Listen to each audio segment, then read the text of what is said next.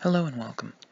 Today we'll be reading Youjo Senki Saga of Tanya the Evil, Chapter 4, War College. Last week we finished off Chapter 3, The Watch/Guard of the Rhine. So, beginning for this week. Imperial War College Admissions Committee.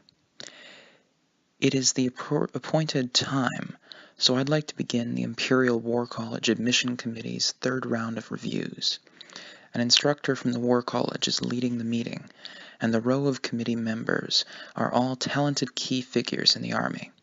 The Empire has a long tradition of investing people and time in the selection of the next generation's leaders. The result is outstanding commanders at every level, trained to a high standard of excellence. Today, we'll be reviewing candidates up for re-examination.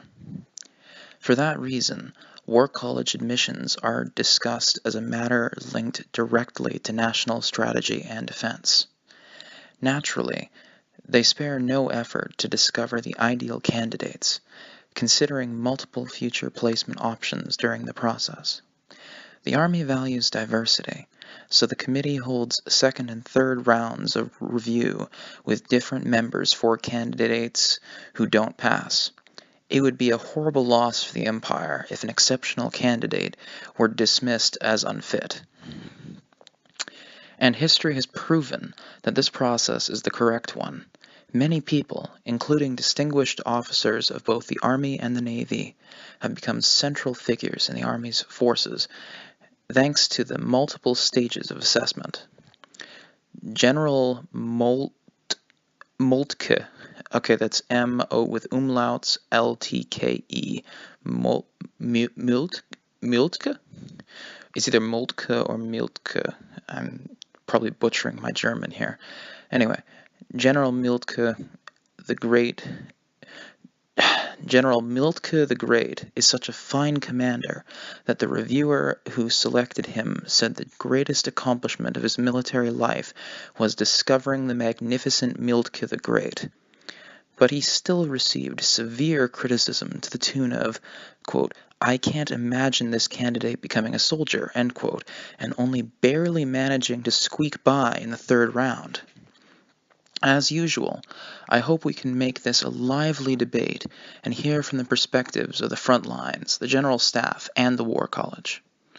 And the Imperial War College traditionally chooses to downplay the question of how many rounds it takes someone to pass. Two recent examples are Zatur and Rudersdorf, both selected in the second round. There were apprehensions that the former was, quote, "too scholarly and thus not suited to becoming a general," end quote, while the latter, despite being acknowledged as sharp and dynamic, was criticized for his tendency to daydream. Both of them were accepted after those remarks were made. Nevertheless, the two of them are now treated as geniuses and entrusted with the future of the Army. So much so that they are on the admissions committee. Due to cases like these, it is even said that candidates who pass in the first screening with its very general standards won't amount to very much. The Army is thorough, as evidenced by the way they weed out mere dogmatists and allow people who are dropped in the first round to be accepted in the second or third rounds. We'll start with the request submitted by Major von Legren from personnel to reassess a candidate who passed in the first round. The Empire is so thorough that a candidate accepted in the first round would normally never be deemed unfit. That's why everyone is so confused. For a moment, no one can help but look at the presiding War College instructor with bafflement. The request is to reassess a candidate who already passed the first round and doesn't even require a second. What exactly is Major von Legeren trying to say? The War College instructor has to continue the meeting, but he probably doesn't know himself. During the first screening, which is done anonymously to ensure impartiality, The candidate up for review was given a superior rating. The first screening consists of multiple reviewers examining documents from which all personal information about the candidate has been omitted. The reviewers are given only a list of the candidate's achievements and evaluations from their academic advisors and intelligence. That eliminates any bias, which makes it possible to examine the candidate more or less accurately. Eventually, the personal information would be released, and the committee would make their final decision on which officers would advance along the Army's elite track. The screenings have to be strict and fair. Naturally, receiving the best evaluation possible means the candidate lacks nothing, according to the Army. But the Major has objections and has requested a reassessment. We're holding this review in response to that request. The comment indirectly implies that he finds it hard to understand why the reassessment is happening. In all reality, if the request hadn't come from a section chief and personnel who was able to investigate candidates in more detail, it would most likely never have gone through. Previous disputes regarding the suitability of first-round admissions took issue with how ordinary the candidates were. That's why it's no surprise the instructors sounded skeptical. Very few officers received excellent scores in their anonymous evaluations, much less superior. Major von Legren is raising doubts about the top nominee. If the candidate were the child of an influential officer or someone with noble connections, it might make more sense to worry about bias. Cases of suspected favoritism are rare, but they are not unheard of. The candidate in question, however, is the orphan of a soldier. It goes without saying, then, that there are no influential relatives. The ones who made the recommendations had no prior relationship with the candidate. Neither were there any ties to factions or nobility. Not only that, all the recommending officers were straight-laced veterans who had achieved much in the field and never caused any problems. Closing the door on a self-made officer with such outstanding records is not in keeping with the tradition of the military. Everyone turned to Major von Legren for explanation. Major von Legren, I'm curious to know what criteria informed your decision. Looking at the records, I can only conclude he's a fantastic candidate. He sounds somewhat amused, but Brigadier General von Rüdersdorf is voicing the question on everyone's minds. Why? Given the recommendation from his unit, his standing at the academy, the background check from intelligence, the military police investigation report, and his achievements, this officer is exceptional. I wonder what the problem is. Recommendations for achievement exist to select distinguished officers, young, fledgling really, officers, are chosen in the hopes that making the best use of the Army's talent will result in many future benefits. The candidate's unit recommendation consisted of unreserved praise. Academic records reveal a slight lack of practical training compared to some candidates, but superior combat experience made up for that. In terms of simply fitting the requirements, this officer was worthy of being considered a top candidate. And in fact, the review score was nearly perfect. Even intelligence and the military police, who were usually so particular, both came back with the highest praise. How many times had that ever happened? How to say?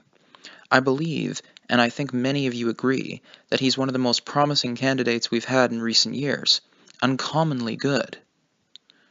In other words, even Brigadier General von Rüdersdorf, who prides himself in being the contrarian, has a hard time understanding why such a great candidate would be doubted.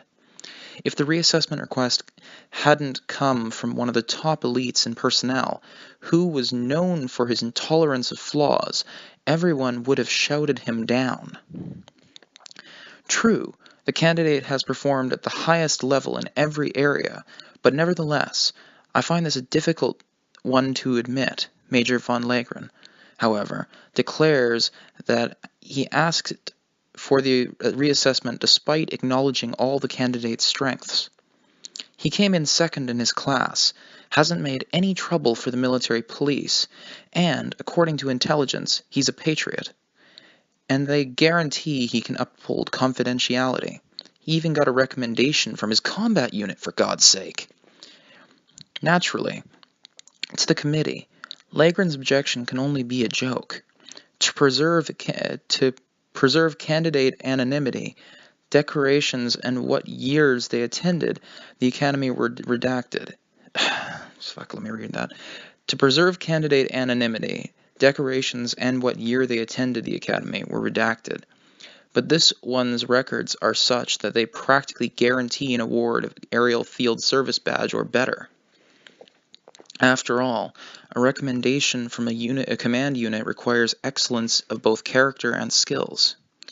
If we drop this candidate, we won't be able to admit any new students this year. The solemn comment accurately represents nearly the entire committee's thoughts. Brilliant is the only word to describe a candidate with such ability, achievements, and evaluations. If they were to throw out this one, they would have to disqualify everyone else as well. I've decided to make an exception and reveal the identity of the candidate this time. Please take a look at this.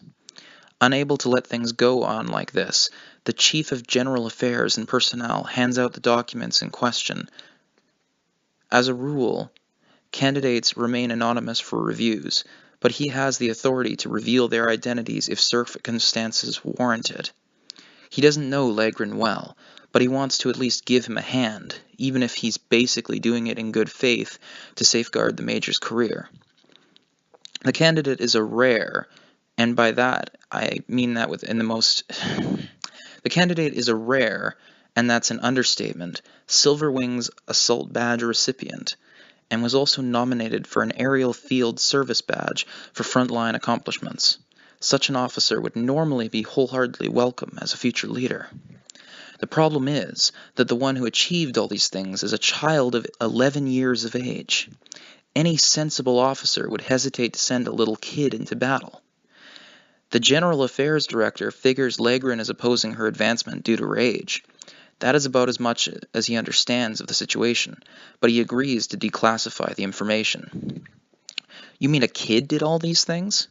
Her age is enough to stun even Rudersdorf. By that point, it seems that everyone understands how abnormal this is.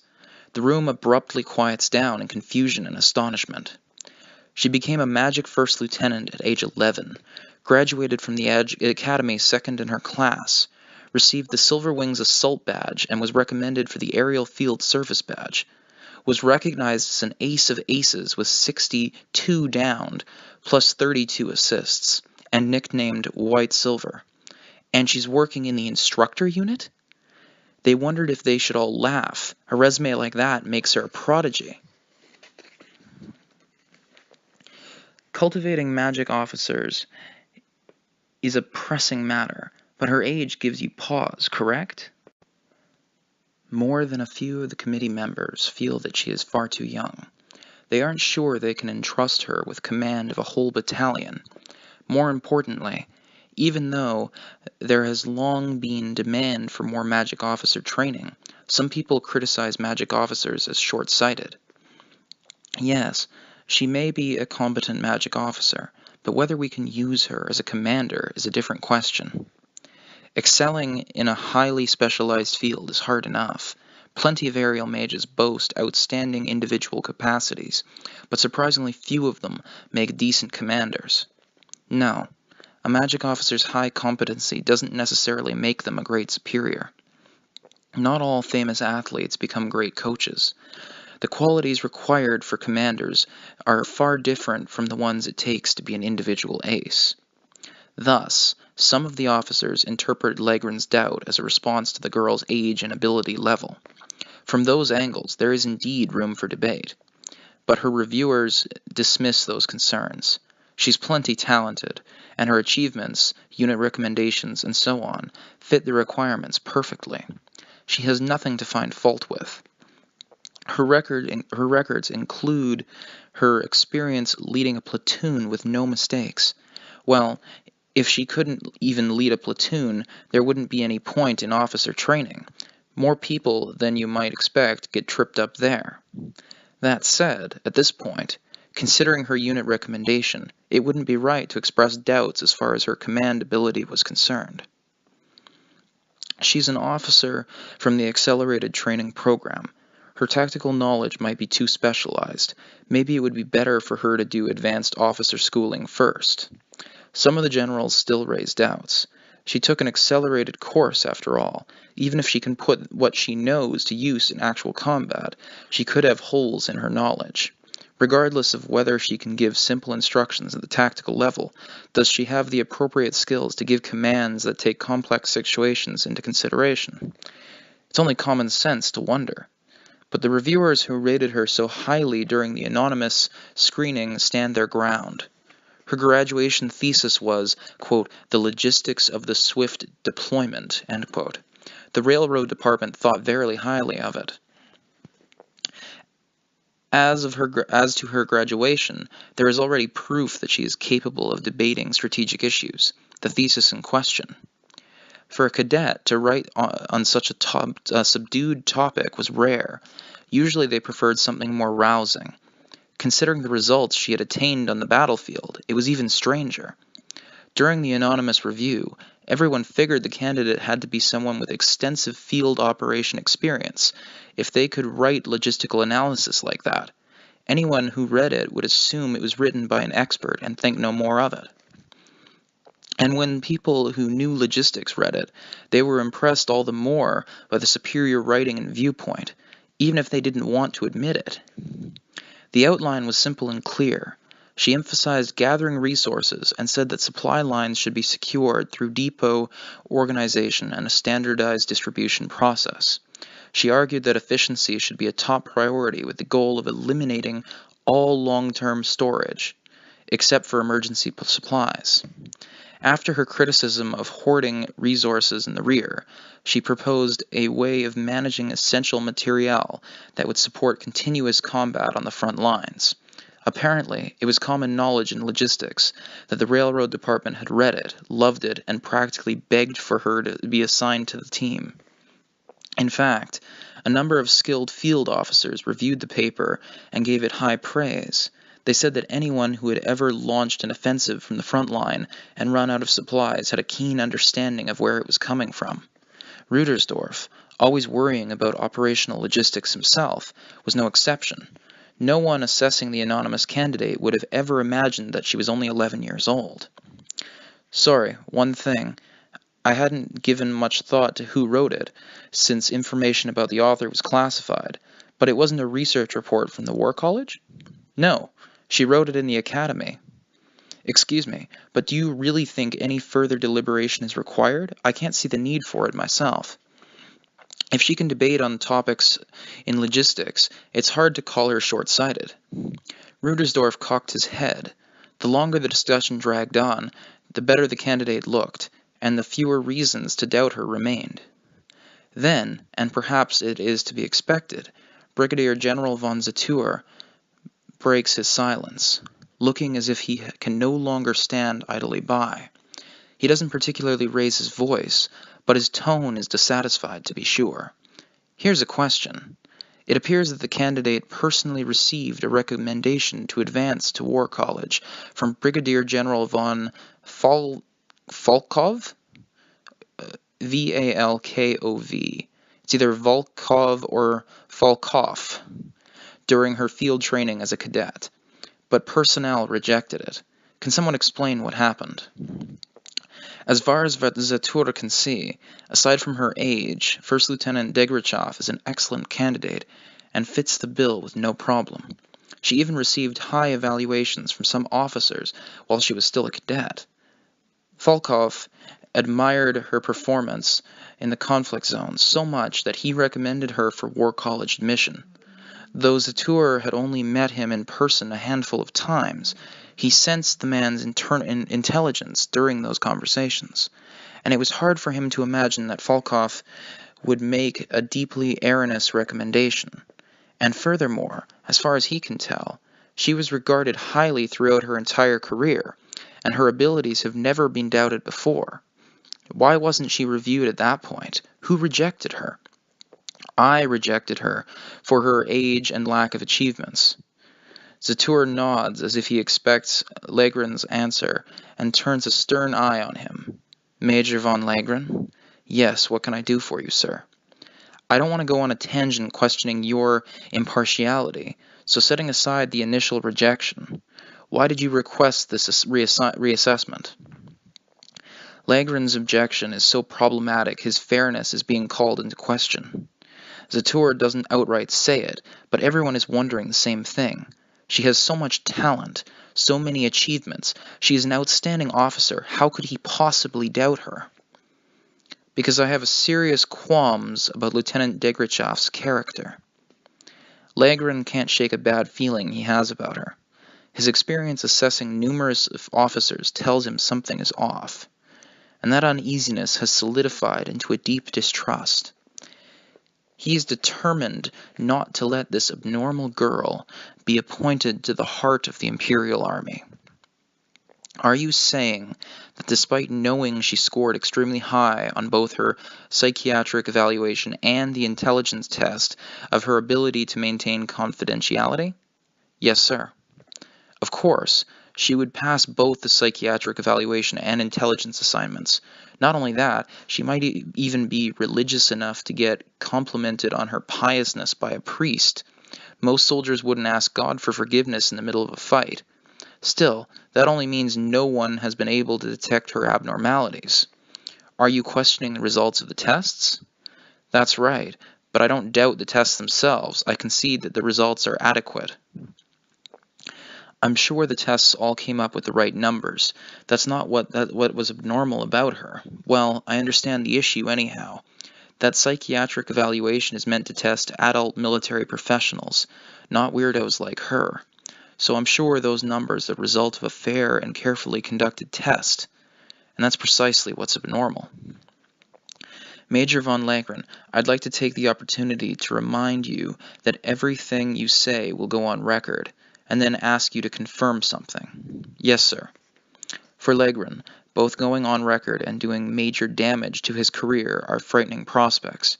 Really, as one of the best racing down the elite track, he would rather avoid these sorts of entanglements. But he has to say something. The urge has taken hold of him. His entire body, his very soul, warns him of something like a natural enemy to him and as a human being, something alien, an abnormality that can't be allowed to continue to exist. Why do you doubt Lieutenant Degrichev's character? I've seen her 3 times. The first time, he thought she was an outstanding officer candidate. The second time, he thought she was a terrifying officer candidate. And the third time, he was sure she was an insane officer candidate. In an official capacity or privately? All 3 times came about due to my military duties. I saw her 3 times during inspections of the military academy. There is probably no cadet who has made a deeper impression on me, and there probably never will be. She's at least abnormal enough that I can say that. Cool-headed and logical. Patriotic and egalitarian. Devoutly religious, yet liberal. Though all of those are praiseworthy qualities for a person to have, she's warped. Something about her is strange and twisted. Are you claiming that she's done something wrong, or did you say something? Please look at the remarks from her instructors. The word abnormal is scribbled at the top. Her academic advisor, who had interacted with her the most, had left an interesting memo. Though he gave her excellent scores in every area, he'd scribbled the word abnormal as a personal note. Was it her character that had made him uneasy? Instructors often pointed out students' deficiencies, but writing simply abnormal seemed unthinkable. So there is a reason. Please explain. Even Zatur relaxed his accusatory stance and shows he is willing to listen, although it is only because he feels it necessary to confirm the facts from an impartial point of view. She's abnormal. I've never seen an officer candidate with a fully formed personality and perspective with regards to people as regards people as objects. She's just like a perfected machine. She takes orders and carries them out to the letter. An ideal officer. Despite that, she understands reality. I've never heard her spout any pointless theories. I just can't believe she's normal. And that's why she was capable of what I witnessed when I saw her that third time. Did you ever think it might be some quirk of a genius's mind? She definitely comes off as a genius in combat, in fact. General von Falkhoff and Intelligence jointly recommended her for the Iron Cross second class. More than anything, something about that kid as a newly commissioned officer just seems wrong. Legren exercised his full authority to investigate and found indications that she had participated in actual combat even before she was commissioned as a second lieutenant. There were very few clues, but when he put them together, his suspicions of her involvement in an intelligence operation deepened. The recommendation may have been dismissed during the application processing stage, but they wouldn't have nominated her for an Iron Cross second class for no reason. You mean during her field training?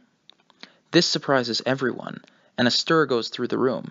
It is difficult to believe, no matter what, but the rapid growth of her career over such a short time lends it credence. During her field training, in other words, when she was 9, this child saw action and came out of it with a nomination for an award. If they heard it anywhere else, they would write it off as a bad joke. The abnormalities here is this nonsense coming up during a review of candidates who may hold the abnormality here is this nonsense coming up during a review of candidates who may hold the future of the army on their shoulders. When I grilled intelligence, they hinted that they might have involved her in some kind of top-secret operation. A border conflict zone. It is a rather dangerous place for an officer candidate to go field training, but, well, still probably fine. But the long-range penetration training makes even the hardiest soldiers scream, and doing it in an actual enemy territory? A march in full combat gear in the middle of the night to an isolated, friendly base across land crawling with barbarians. You'd never expect a cadet to lead that sort of operation. Legren wrung the information out from an acquaintance from intelligence, and even he had assumed it was run by a battle-tested warrant officer. Well, it may make sense. It was only natural that intelligence would look to such a capable leader for help. They probably never dreamed she was a cadet doing field training. Now Legren had a hunch that the medal application was withdrawn after they belatedly realized that Tanya was only an officer candidate. You mean to say that a cadet was involved in a field operation that led intelligence to apply her for her decoration? By now, no one can ignore how anomalous she is. The intelligence officers fend off glares by shaking their heads as if they know nothing about it. But it's common knowledge that intelligence's right hand doesn't know what its left hand is doing. They had to know that they'd come up with something if they were investigated. Their faces became awfully pale a few moments ago. If possible, I'd like to get that information declassified. I'll check on it. And, if that's it, I'm pretty sure she's just an outstanding officer. We'll ascertain the truth of this matter. That's what the chairman means, but he's already convinced. That is why none of this makes sense to him. Why is Legren so skeptical about an officer with whom, aside from her age, they have no issues, not with achievements, performance, or anything else? While attending the academy, she pulled a magic blade on someone for insubordination. Isn't it the senior cadet's responsibility to smack the rebels into shape?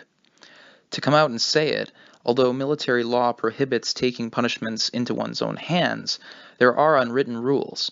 For example, injuries incurred during training are quote-unquote accidents, and they happen quite commonly in sparring matches against upperclassmen. It's not a nice way to say it, but if the committee is going to punish her for that, almost half of the army deserves some kind of similar criticism. She really meant to pry his head open. If the instructor hadn't stopped her, she would have turned an able soldier into a disabled person. Legren suppressed the urge to shout. "No, this is different," and explains. He knows no one could possibly understand unless they were there. "Major, if we believed everything the trainers said, the army would be full of corpses by now." Trainers hurling excessively harsh words at new recruits was business as usual for the army. Of the verbal abuse Marines and aerial magic officers hurled as recruits during drills, "I'm gonna kill you," was still on the cuddly side, to say the least. In the army, it wasn't rare to see instruction that completely rejected a student's worth as a human being and utterly degraded them into a dog. Nobody bats an eye when threats like, "I'm gonna crack your head open and I'm gonna blast your empty head off," echo out over the training grounds. And corporal punishment isn't just endorsed, it's actively carried out. Even if she tended to go to extremes, there's a bit of a mean evaluation. Considering her age, you could say she has great self-control. If it were only words and some threats, frankly, if that were all, most of them would go by what they knew and think it was cute, but they hadn't seen her with their own eyes. Actually, they probably even think they are being considerate by not court-martialing people for every failure to obey. After all, disobeying a superior officer can, at worst, result in capital punishment by firing squad. To put it a different way, they believe it's kinder for the new recruits, who might not have great judgment, to punch them out rather than execute them. Well, if your worries are her age and capacity for self-control, then I suppose I understand. They aren't going to change their minds at this point. Everyone can agree there is an issue with her age. Coming down hard on a new recruit, as the major commented, may have been overkill, but it was still within bounds of the permissible, and it isn't as if they don't understand his concerns about her unusual ability. But actually, by putting her through War College, they can offer her education in areas she lacks and grow her into a remarkable, competent officer. That much is certain, they think. Major von Legren, your views are too subjective. Yes, I must say you're lacking in objectivity. Despite all the debate and reservations, she will be admitted. I recognize that you were trying to be fair. I'm surprised that someone like you would get so caught up in superficial impressions. Well, nice investigating, everyone. We'll have to grill intelligence. No one understands that he brought her up as a problem in earnest. Most of the committee thinks he took this tact as an indirect way to criticize intelligence. With the way the army politics works, a personnel section chief can't very well censor them openly. Everyone is sure, though they don't state it outright, that he requested this reassessment in order to bring up this murky business he discovered while conducting his review of the candidate. The evaluation from intelligence reflected some sort of secret operation in the past. Certainly, in that case, it would partially have been an oversight on his part, but discovering it would work to his credit. And instead of going after him, intelligence would end up having to issue an apology. In other words, the main thing that would register for people was that the personnel section chief did his homework. Basically, he had managed to remain impartial while questioning intelligence's secrecy. Nice work, Major von Legren. We're not going to reassess her, but we will talk to intelligence again. Thank you, sir. And so, Contrary to Legren's intentions, no one tries to stop the candidate's admission. Tanya's days continue on the upwardmost line of the Rhine front in the west, being woken up at any time and thrown into interception missions. As she gets splattered with mud and blood, the smell of gun smoke clinging to not just her hair but her entire body, she is promoted to first lieutenant. The raise in base pay, though small, is a good thing, but the part that makes her ecstatic is the accompanying notice that she has been admitted to War College. Luckily, perhaps it should be said, First Lieutenant Schwarzkopf assures her that, considering Corporal Serebryakov's proven combat ability, he will recommend her for the officer track so that Tanya can go to War College with no worries. She is glad she can get away without acting like she cares about her subordinate. She's glad she can get away without acting like she cares about her subordinate. Okay, that's poorly translated. Anyway, as for the notice itself, getting recommended for admission to the War College is truly an honor. So that's so much that it's a dream come true. To be eligible, you have to be at least a first lieutenant, so she doesn't even qualify at the moment. Apparently, some commendable personage nominated her when recommending her for achievement. Mentally, giving thanks to personnel for their mysterious workings, she naturally accepts the enrollment, which means a transfer to safety in the rear. And so, First Lieutenant Tanya Degrichov, 11 years old on paper, has a second opportunity, at least in her subjective memory, to enjoy the life of a college student. To the world, she must look like she just skipped a few grades, but in reality, it's my second round of college. From my perspective, it won't be very hard to fit in. Strictly speaking, of course, a war college is quite different from a typical university, in terms of both educational mission and curriculum. But in Tanya's view, it means getting to study in the rear, blessed with 3 hot meals a day and a hot bath to soak in. What a comfortable life compared to the front lines. And to Tanya, a war college and a university are essentially the same thing. As long as I can use signaling theory to market her value as a human capital, there is no difference between the two. Not only that, my theory is that war college is even better than a normal university in some ways. Certainly, in terms of Tanya's professional future, it's a sweet deal to not only not pay tuition, but also get paid by the state to go and have a career track all laid out for her at the end of it, guaranteed. So War College freshman First Lieutenant Tanya Degrichov merrily devotes herself to her studies. Though an elementary school backpack would be more appropriate to someone of her stature, she seems strangely comfortable in her military uniform carrying her officer's bag. Ever since her experiences in the war zones, she can't get away without her standard-issue rifle and computation orb. So, after finishing a few routine tasks, she grabs those as well and heads off for another day at school. Of course, she knows she's supposed to bring writing utensils to campus, not her rifle.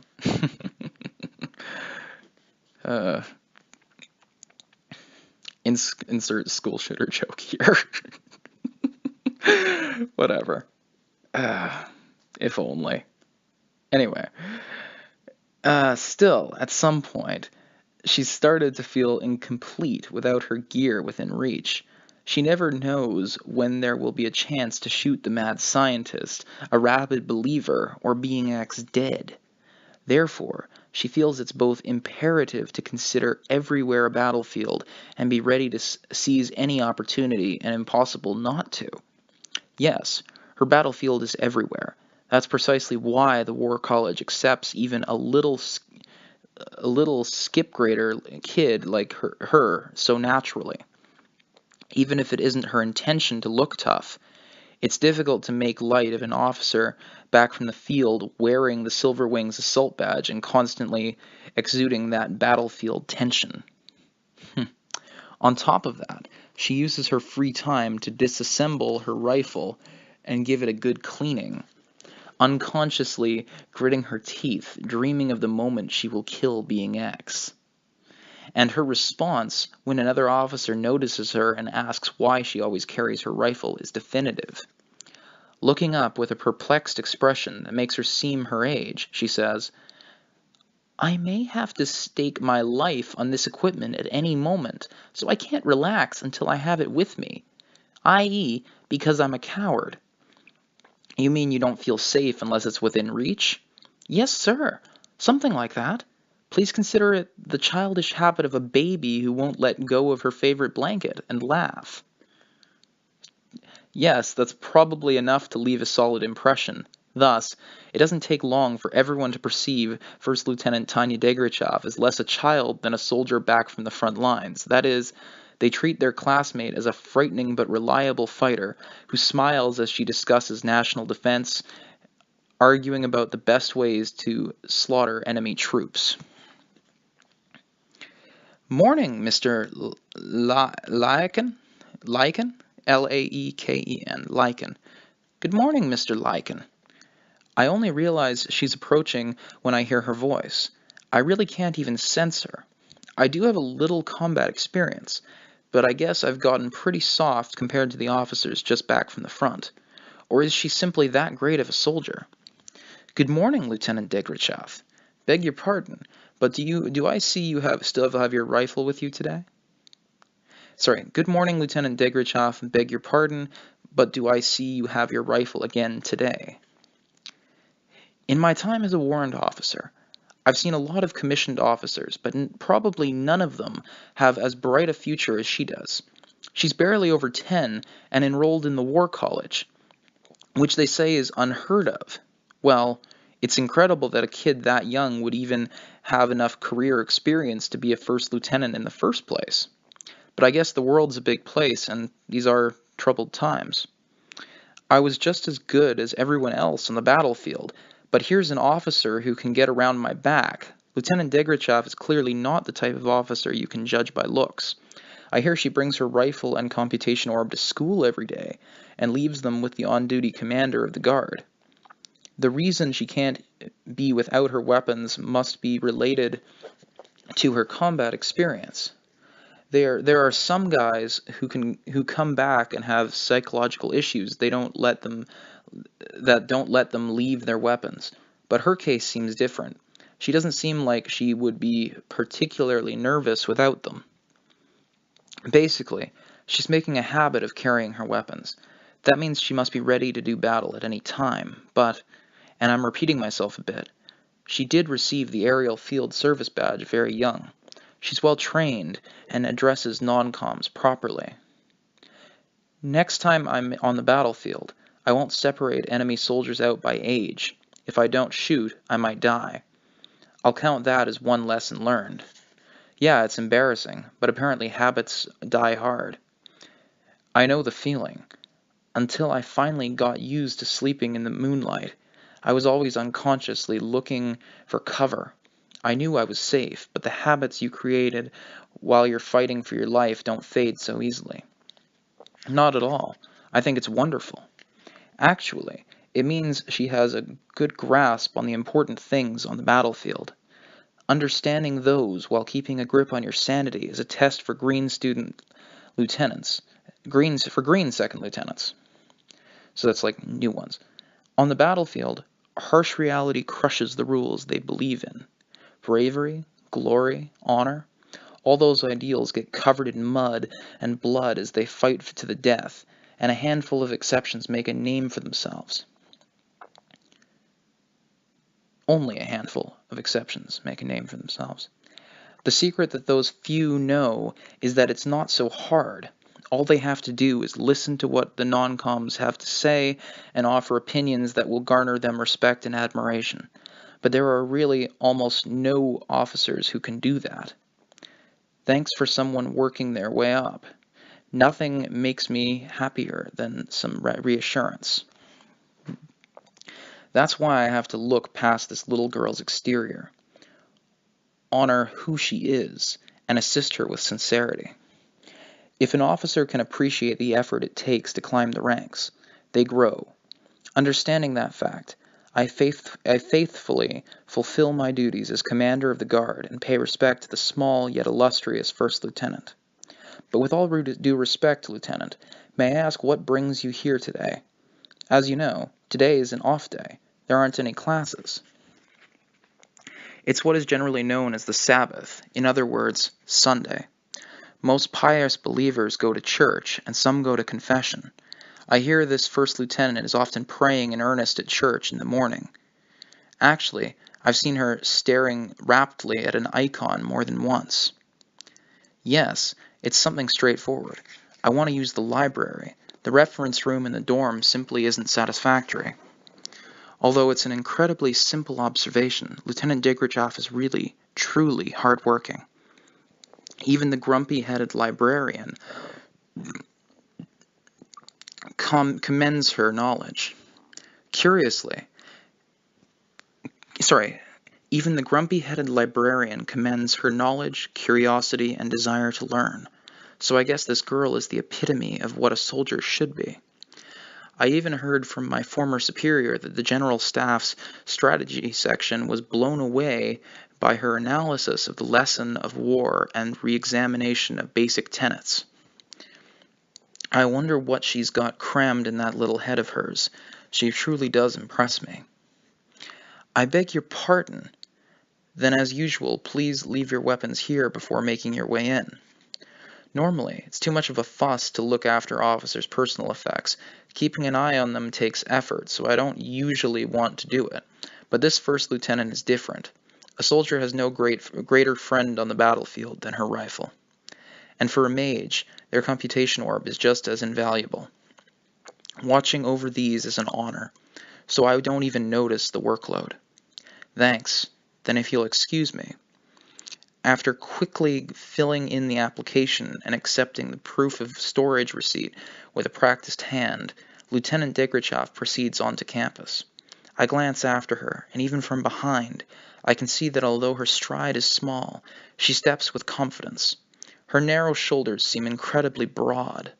The thought that such an officer trusts me enough to handle her brothers in arms, to hand over her brothers in arms with no hesitation, makes me happy in spite of myself. So he's referring to her gun and computation orb as brothers in arms. Lofty. She's an awkward, cheeky little bedwetter. She's an awkward, cheeky little bedwetter. God, I could picture like an Australian accent when somebody says that, but in any case. But an idiot shows up to rain on my parade. He doesn't understand how lucky I feel. It's amazing that she's a commissioned officer so young, and this bozo doesn't possess anything to commend him on beside his age. Are you stupid? She may look young, but it's not piss she smells like. She's got the scent of combat around her, gun smoke and blood. So even a sergeant with combat experience can be this naive. Achieving that level of perfection as a soldier takes enough skill and love for battle to rival the old-timers. To put it a different way, even if you despise war as a human being, there has to be something about it that you love, or you'll never be able to understand her. Sergeant, is that all you think about her? Huh? No. Of course I think she'd make a great officer. Of course she will make a great officer. If she were my battalion commander, I'd gladly follow her, whether on an assault or breaking up a penetrating enemy force, performing delaying action, or even rearguard duty. I'd follow her anywhere. War loves her, and so too do we. She'll make her mark. Her whole unit is sure to get the highest honors, I'm convinced. I know because I've observed so many officers in the past. She's what they call a future hero. Pay attention, moron. She carries 2 computation orbs, but she only gave you 1. But there's no use trying to explain that to a numbskull like this. She turned in her rifle and backup computation orb as a compromise to respect my duties. It's virtually her right to keep the other orb, the one she's used to the most. So yeah, I don't feel like pointing that out to a guy who doesn't even notice that I tacitly allowed her to take it because I understood. Maybe she kept it unconsciously, but boy, she doesn't let her guard down. If the officer of the week finds out, there'll be trouble. Ah, is that still all you think of her? Tanya's mental state as she walks the increasingly familiar War College campus is a bit complicated. As usual, if a human loses their sense of shame, they become shameless, which is dishonorable to a social creature. In that sense, being ashamed is a phenomenon that is particular to social creatures. Which is why, how embarrassing.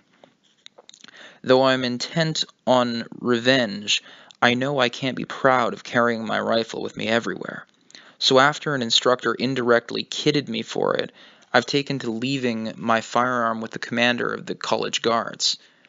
Tanya's compromises by carrying a combat knife specially made for non-magic battles, so she's never completely unarmed.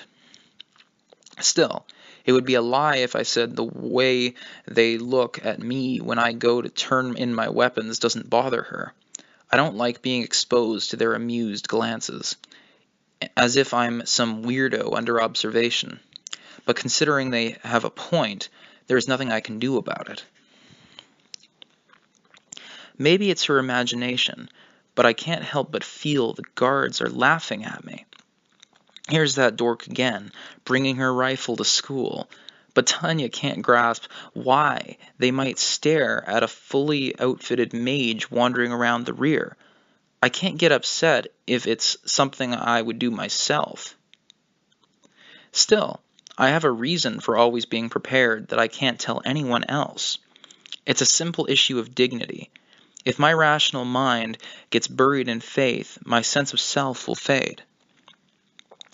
I can just see myself becoming Being X's toy if I don't keep my raison d'etre clear.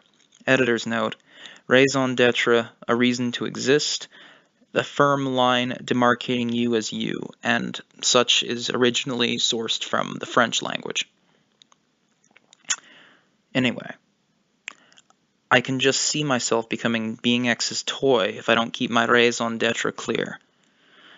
This guy calling himself God has a lot of time on his hands if he's playing with dolls, but the one being played with isn't going to stand for it. I will not stand for it. So to clarify and renew her knowledge of her enemy, Tanya has been going to the nearest church on Sundays for a while now, and cultivating her hatred before a false idol of Being X. Inside her, a chorus of curses joins her unbound loathing, a healthy state of mind.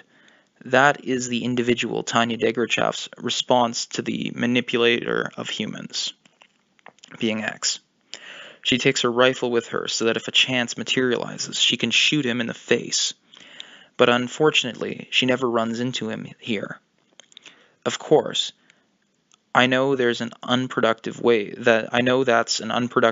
for Tanya to spend her time. Even so, if I neglect the practice, it's possible the Elenium Type 95's curse will turn Tanya into a pious believer. She needs to take care of her mental hygiene. It's an unavoidable necessity to ensure her mind abhors the mere image of Being X. Slacking off on that would be the same as slacking off on breathing or abandoning thought. So we don't want to be dolls. Tanya has an unwavering belief that human dignity lies in thinking. The human race, evolved from apes, feels that thought is what sets them apart from other species and makes them truly human. That is why she can't understand why believers assume they are blessed and abandon rationality. The moment a person loses the capacity to think, to question, Tanya considers them no longer human but machine. And that is why the individual, Tanya Degerchaf, reveres thought, loves debate, and sneers at the dogmatism from the bottom of And that is why the individual Tanya Degrichov reveres thought, loves debate, and sneers at the dogmatism of religious fundamentalists from the bottom of her heart. So of course she laughs at the fanatics, the blind believers. She can't stand that those dumbasses are just like the blind followers of communism and other dogmas, essentially another type of religion, who built mountains of corpses through social experimentation. The feeling stems from her views on humanity. Thinking is sacred because trial and error is inherent to existence. When unthinking people force their dogmatism on others, she wonders how stupid the world could be.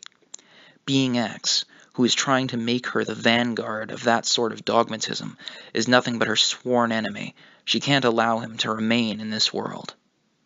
That said, she is still rational enough to realize that spending all her time building up her hatred is unproductive. So for the time being, she will set aside that and push ahead with her studies. Tanya is ambitious, in the sense that she's doing what she can do for now, with her eyes on the future. Hence the frequent library visits. She walks down the already familiar halls, exchanges salutes with the staff she knows, and heads straight for the library. First Lieutenant Degrichov, please come in. She puts her hand to the library door. First Lieutenant Degrichov, coming in, she announces. She puts her hand to the library door after giving the usual notice of her arrival. Since a rank of at least first lieutenant is required for admission into the War College, she's simply the lowest of the low. Although it is Sunday, it wouldn't be strange for some others to have arrived ahead of her. There could be superior-ranking officers inside, so she always has to conduct herself smartly. Tanya's daily efforts to extend the proper courtesies are rewarded. A soldier with a scholarly air and nearing old age looks up from a mountain of resources as she walks in. The insignia on his shoulders indicates he is a brigadier general, and, judging from his clothing, probably an important one. The fact that one of his rank would be there digging through maps and records, well, it's unsurprising considering the quality of the materials at the War College. Research for military strategy always ends up dependent on the War College library. When one of the higher-ups needs some data, they often visit. There are mountains of records and papers that aren't allowed to leave the premises. If they want to browse those materials, they have to come in person. Ech. Please excuse the interruption, General.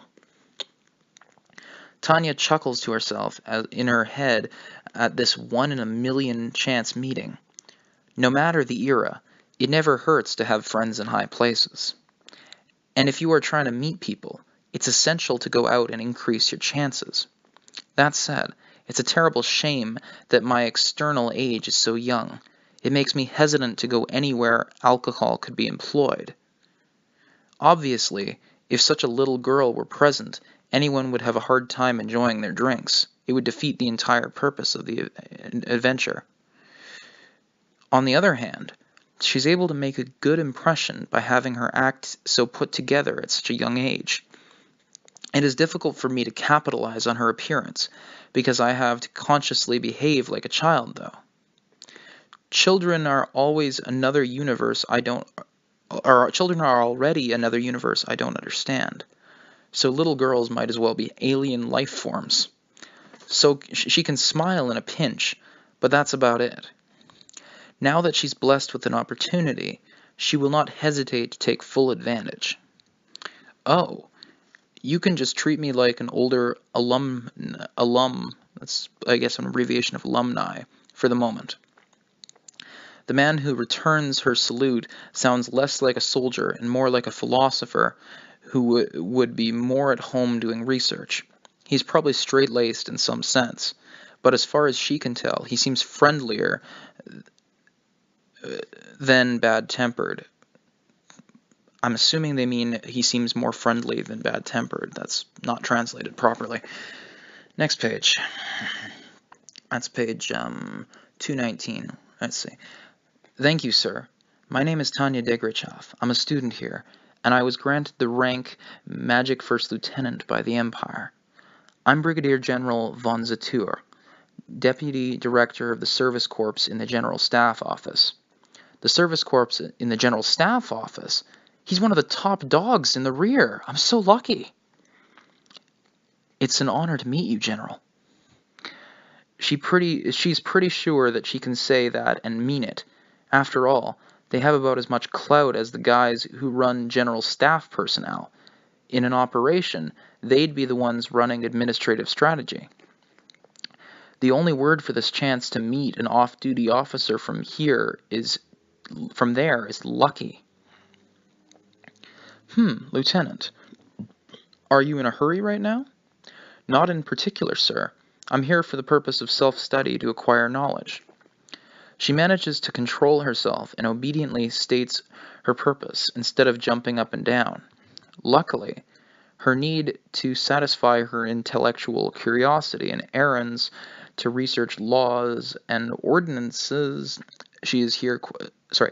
Luckily, between her need to satisfy her intellectual curiosity and errands to research laws and ordinances, she is here quite frequently, so it isn't out of the ordinary.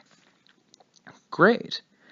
If you'll give me a moment of your time, I'd like to get a younger person's opinion on something. How about it? Gladly, sir. If I'm not interrupting. No, it's fine. Relax. Yes, sir. Perfect. He's interested in me, too. It's so much easier to talk to someone when they're interested. This will be infinitely better than giving a presentation on personnel cutbacks to a bunch of execs who oppose the idea because they don't understand the necessity. I can bypass all of the lower tier. I can bypass the little fish to reach the top guy, is what she's saying. I've heard a bit about you. It seems you've been quite busy. My reputation is undeserved, sir. The agonizingly annoying nickname White Silver has convinced me the Army needs to reconsider its taste in names, but apparently it does attract attention. It seems like getting some name recognition will be good for my career. Career as a young elite, although the nail that sticks out gets hammered down. I need to keep an eye out for ways to keep my frame under control. I think everyone intends it as a fitting appraisal. Oh, but let me ask you this. And apparently, even false reputations can contribute to the good first impression.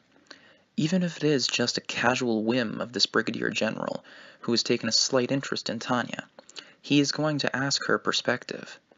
Lieutenant, you can give me your subjective opinion. How is this war going to turn out? What's your view? Two soldiers having a conversation about the state of the war. Well, that's a kind of military small talk. Sticking to safe topics isn't a bad idea, according to common thinking. But he's taken an interest in me. If I can give him an honest opinion, he'll see me as motivated. Of course, the barrier to entry is having something smart to say. That's a very broad question, sir. So showing that I'm both assertive and deliberate by confirming the aim of his question is critical. In the military, everyone will like you if you consult with your superior officers often and report everything. If you don't know something, admit it and ask. That kind of attitude seems particularly useful in the Army.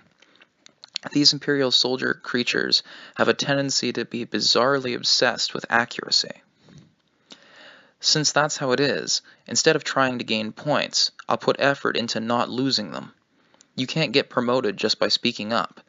You need to pay attention to the minute details and make your voice heard. You're right. Allow me to rephrase it. What shape do you think this war will take? My apologies, sir, but I don't believe I'm in position to comment.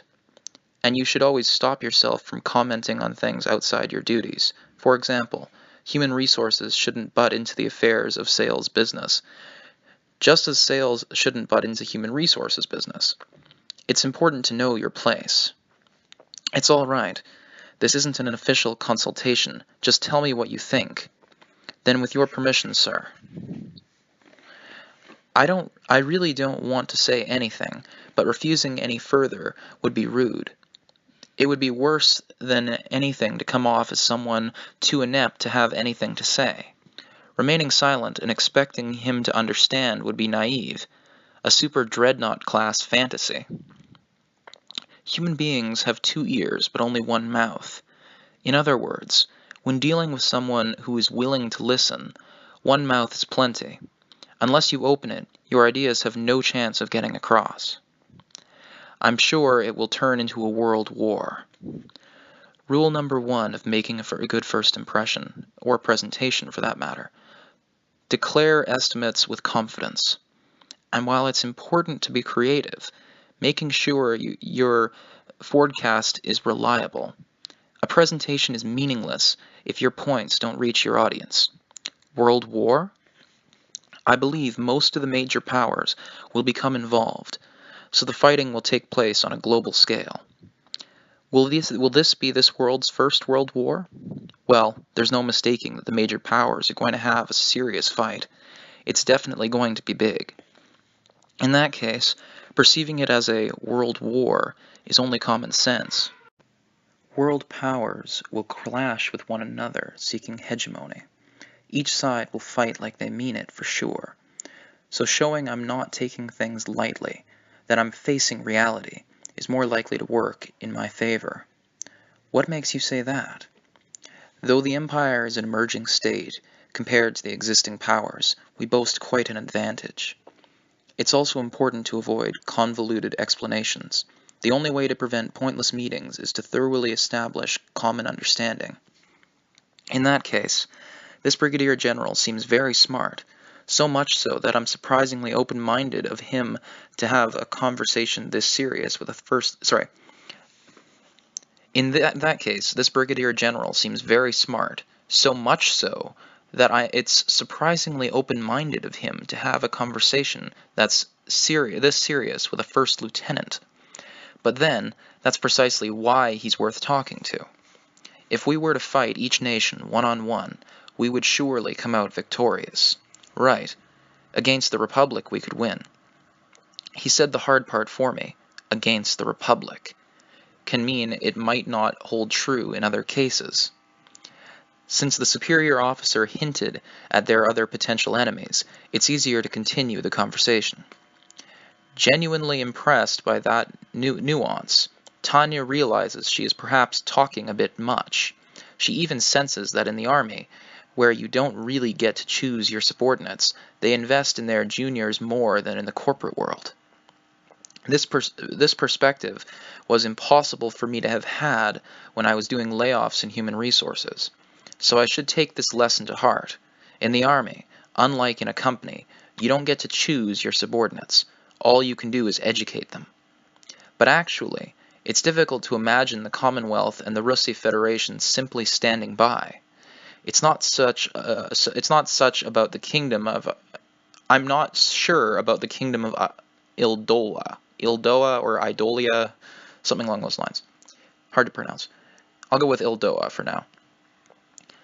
They shouldn't have any direct interests in the current war. And with that, Tanya reconfirms what is already obvious. Yes, this is good. This is fantastic. This is what you call an intelligent conversation. It's the type that doesn't occur unless the person you're talking to is interested in finding out how smart you are. This is delightful. It's what being an adult member of society is all about. I've missed this. Not direct interests, no. But they will be forced to confront the question of whether they will allow the birth of a dominant state or put a stop to it. A dominant state? Yes. If the Reich, situated in the center of the continent, eliminates the Republic, we will have not a relative advantage but absolute superiority. I can consider this to be similar to how it was possible for Imperial Germany to defeat France and the Russian Empire. Was the British Empire stupid enough to let that happen? If it had been, that island nation would be treated like a backwater by now. Instead, they participated in the war because they understood the severity of the situation. Won't the great powers of this world join the battle, as their national interest dictates? So if we can't get rid of the Republic quickly, in a war that doesn't give other nations enough time to interfere, the fighting will trigger a domino effect of other countries getting involved. I see. You may be right, but isn't the alternative that the Republic ends up the dominant state? They shouldn't want that either, surely. Nyeh. I didn't say enough, so he filled in for me. If I assume he's taking my youthful appearance into consideration, I've been pitied. I can't make any more mistakes. Hang in there. Look him straight in the eye and answer clearly. I agree. That's why I think they'll try to make it so both the Empire and the Republic fall. You mean other countries will intervene? Yes. I imagine it will start with financial assistance to the Republic. Other conceivable methods include providing them with weapons and dispatching volunteer troops. The Lend-Lease Act was similar to that. Oh, anyway. Think of the famous Lend-Lease policy and how wars are financed. Okay, editor's note here, although my own mind kind of beat them to it. Lend-Lease, a wartime service that allows mainly allied countries to rent everything from weapons and supplies to bases and land. The key word is rent, so they would only be borrowing. But to the opposite side, it doesn't matter if these are rentals or not. If the enemy's war potential increases, then that's a problem. Everything is supposed to be returned, but as you can see from the example of the Soviet Union, sometimes failing to pay back the United States, things basically have to be offered with the assumption of taking a loss. Okay, so continuing with the text. Think of the famous Lend-Lease Act policy and how wars are financed. English and France won. I think they mean England. So England and France won, but they were still in a precarious position by the end. Considering that, the Empire and the Republic would have their fun little war, and the natural result would be for everyone else to intervene right when the pair had exhausted one another. If they wanted to, they could even pretend to be good Samaritans about it. Ah, I'm beginning to see what you mean. Yes, I would think the general plan of the other powers would be to lend large amounts of money to the Republic, and then intervene to take down both of us in the end. States are honestly so evil. They take good people and turn them into members of an evil death cult. We need to consider their potential for grossly warping people's true natures. For example, the hateful Soviet Union and East Germany, their secret police caused massive harm to human nature. Behold society's fear under the eyes of the Stasi. Freedom. Give them mental freedom. It's high time the human race realizes that individualism is the only path that will save the world. And if the Empire overwhelms the Republic, it's very likely that its national security policies would say to team up with other powers and intervene directly. Even if they can't do that, they may not hesitate to intervene on their own. The noble position of freedom of thought may be important, but I can't take this intellectual conversation lightly. I have to keep up the appearance of stating well-thought-out views. I see. That's a fascinating conjecture. How do you think we should handle things, then? Well, I haven't come up with a plan. Actually, when I have ideas, I submit them. If I could give him one now, it would be a seed for my advancement, but unfortunately, I lack the military expertise.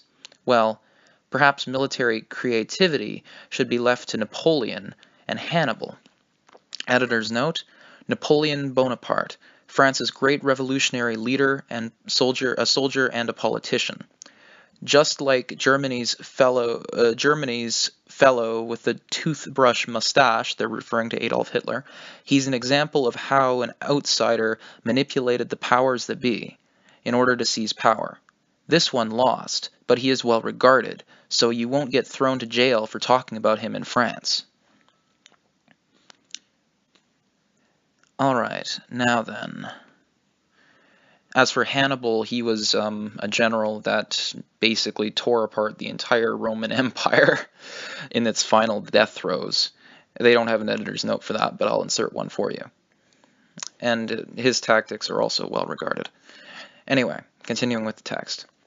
As a good peace-loving individual, there is nothing wrong with that. So I will learn from history and try to make peace, and if that is impossible, I would make limiting attrition a top priority. You mean you wouldn't try to win? People will question your will to fight. Yeah, he's right. That was an awfully careless thing to say.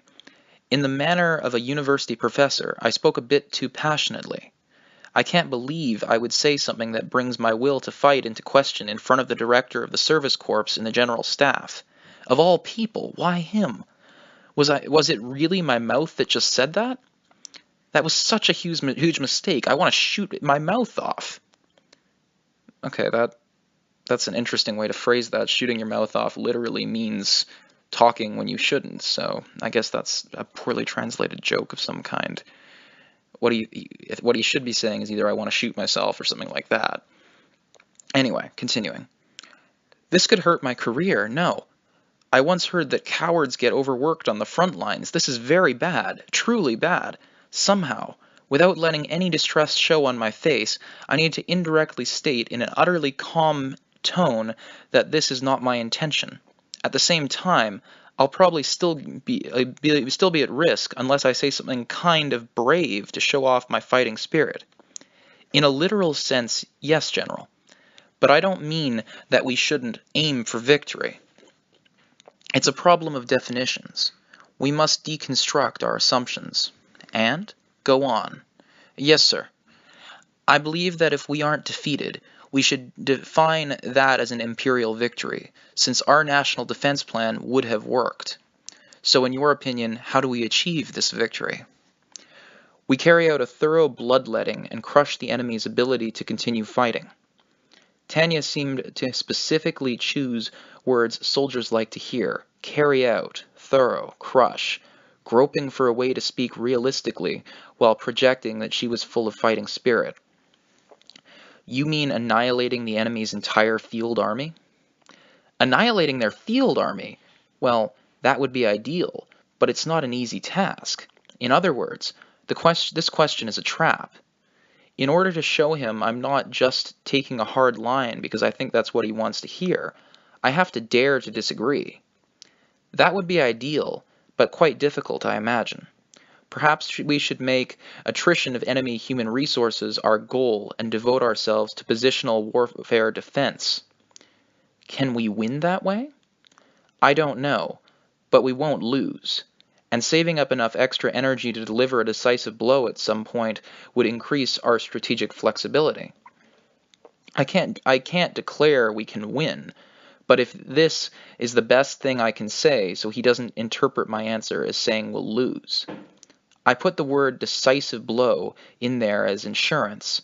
I need to keep making comments that show my motivation to sock it to the other guys. How intriguing. But what would you do if the enemy arrives at the same strategy? Now's the time to be assertive.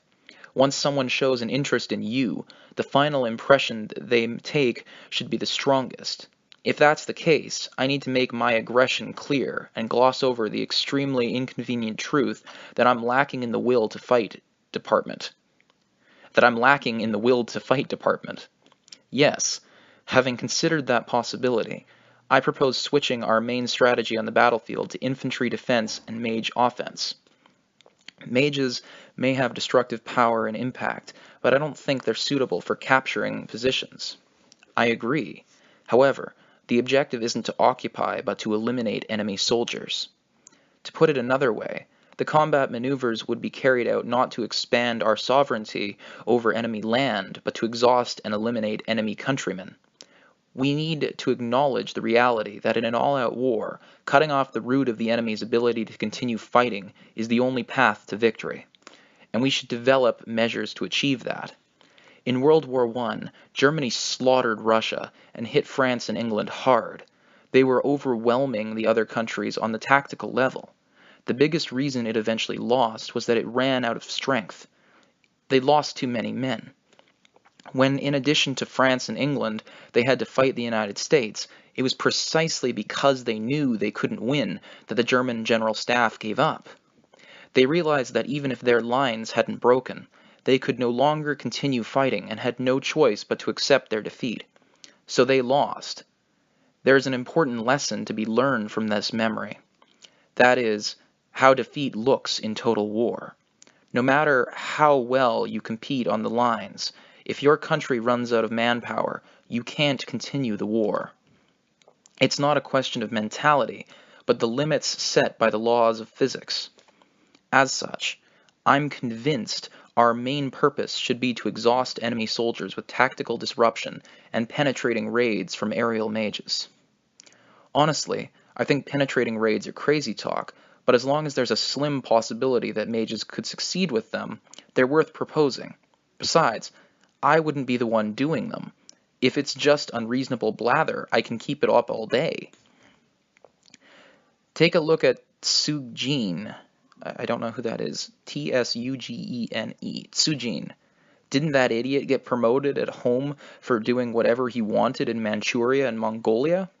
Or the general who forced the Battle of Imphal? They called him the best spy for the Allies. Full of shit Gucci. Brute Gucci. Or wait, was he the I'm dying scammer general? I'm not sure what they're referencing here, and it's either Gucci or Juche, which is the ideology of North Korea. I'm not honestly sure what they're referencing here. They really should have an editor's note. Anyway, continuing. Didn't he say he was dying and then get money in an out-of-court settlement? Maybe not. I can't remember. Well, whatever. If I can be that irresponsible, life will be a cakewalk. Unfortunately, I'm a good person. Since I haven't abandoned that much of my humanity, I'll draw the line at this plan, which should be doable based on my experience thus far. I'm such a sensible person. I'm just a bundle of good intentions. Yeah, I'm undoubtedly justice incarnate. I'm a long-suffering martyr, boasting an utterly wholesome character who seeks goodness and peace. The mage mission wouldn't be support? In positional warfare, mages have firepower on par with artillery, and agility that outstrips infantry. They're the ideal branch for hunting enemy soldiers. And I'm told that they're referencing also the World War I flying circuses as well, but I digress. Continuing. To be honest, mobile defense was tough. I learned very well what a pain it was to combat war junkies. For instance, when I had to fight those named mages up in the north, if there is a god, he should erase that whole bunch before declaring himself. Any species that enjoys killing its own members is insane. In other words, there's the end of my explanation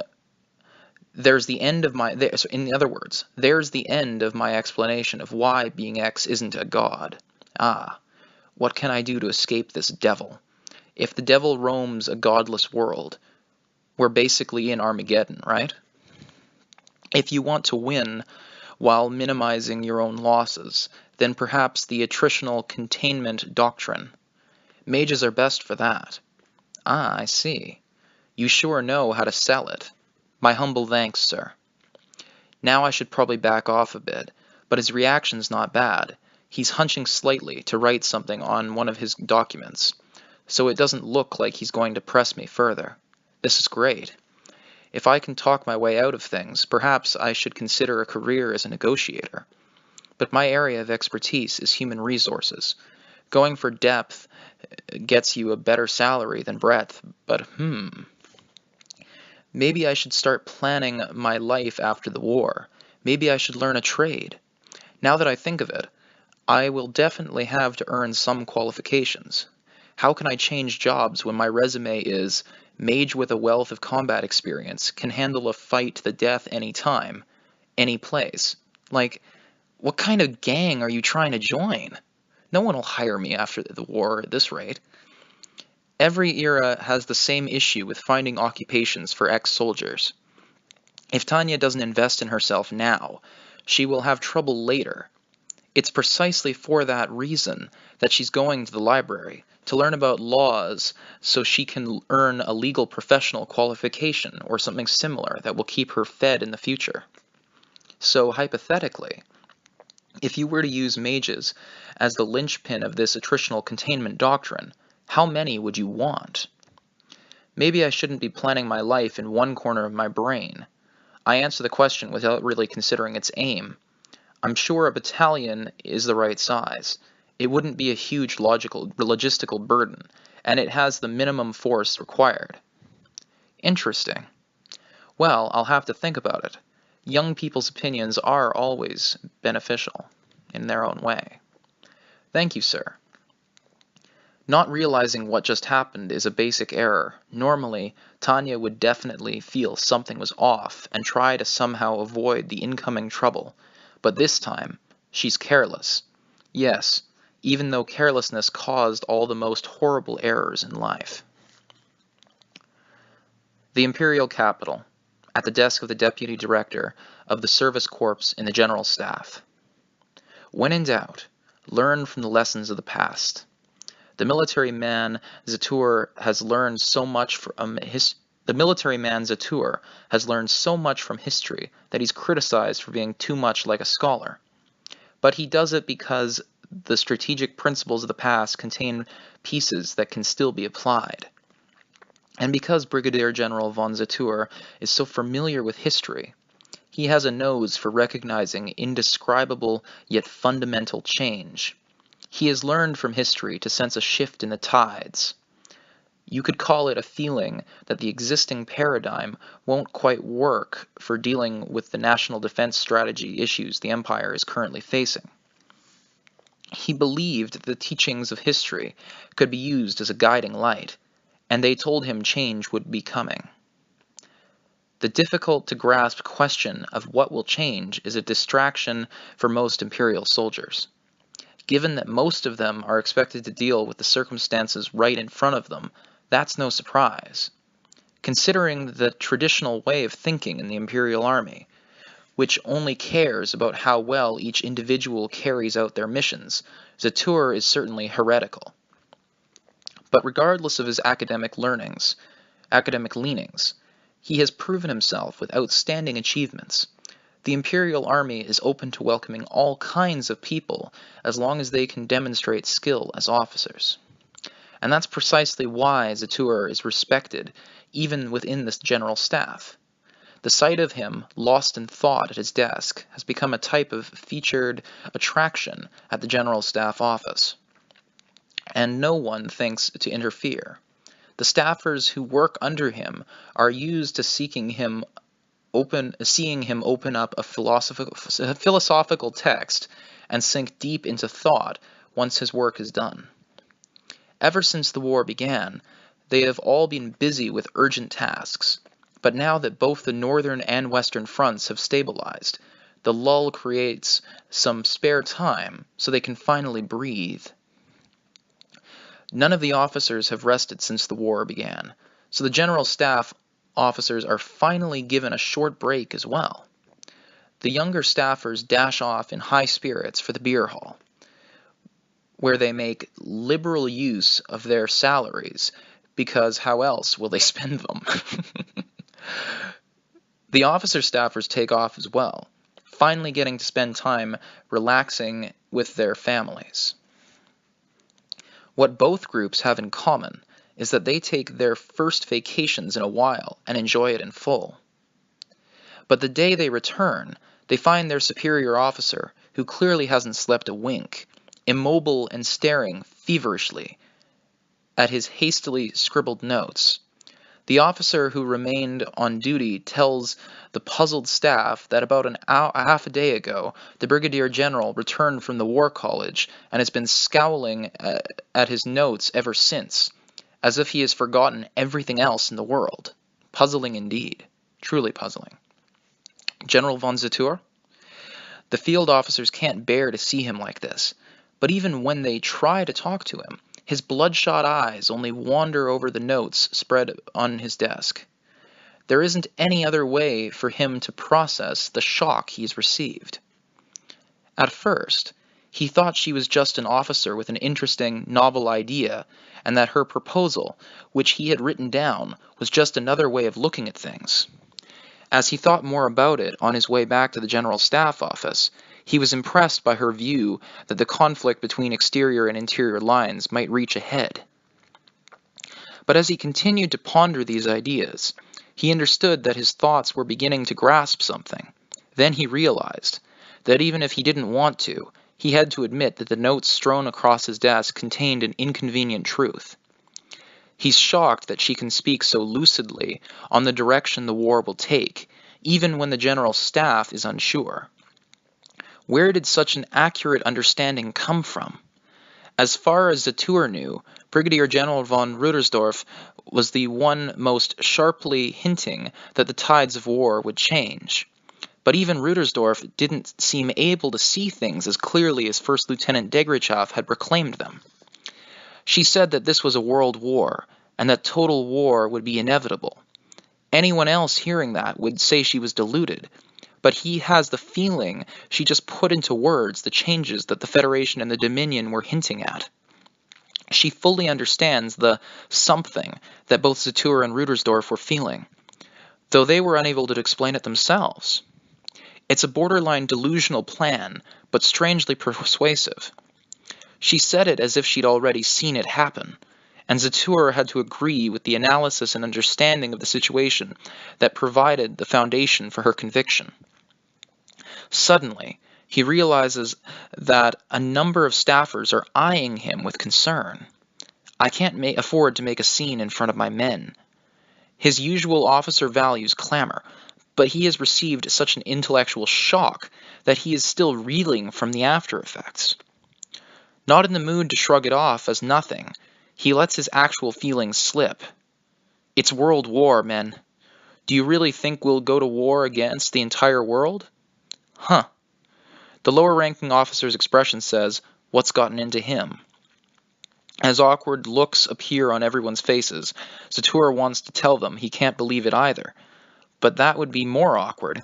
Besides, his experience and knowledge judge the young brain's horrific picture of the future to be a valid prediction. Yes, Zetour knows the words of this child, who would look more natural cheerfully laughing, can't be laughed off. They're prophetic. He heard of that officer, that little girl, during the War College admission process. He felt lucky to have run into her on campus, but when he tried to test her in conversation, the results were a Pandora's box. Sorry, I can't reveal the source, but I want you to consider this a possibility. Okay, editor's note here.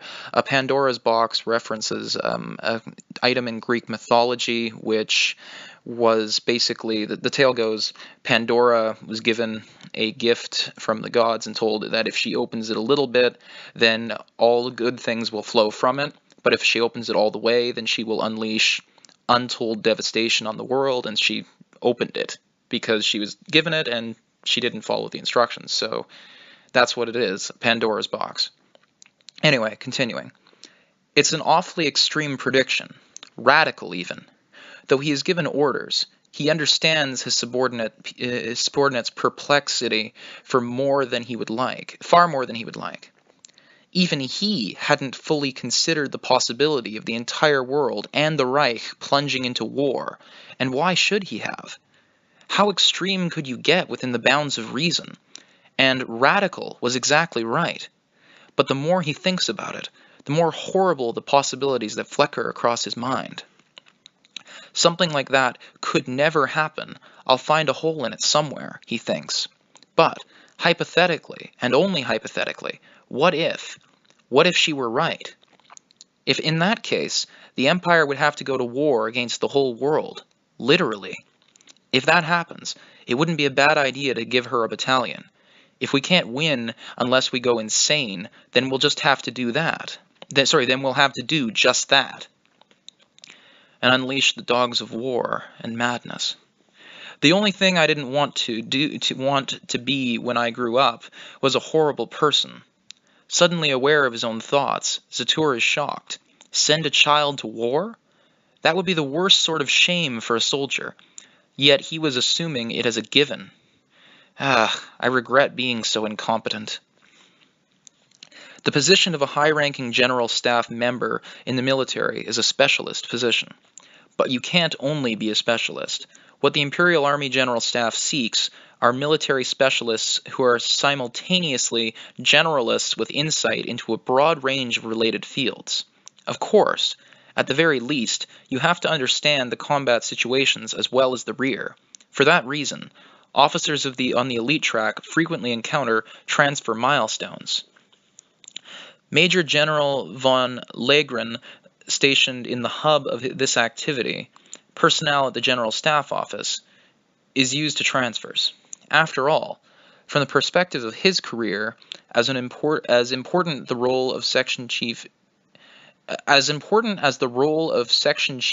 in personnel is, it's only a milestone on the way to his next position.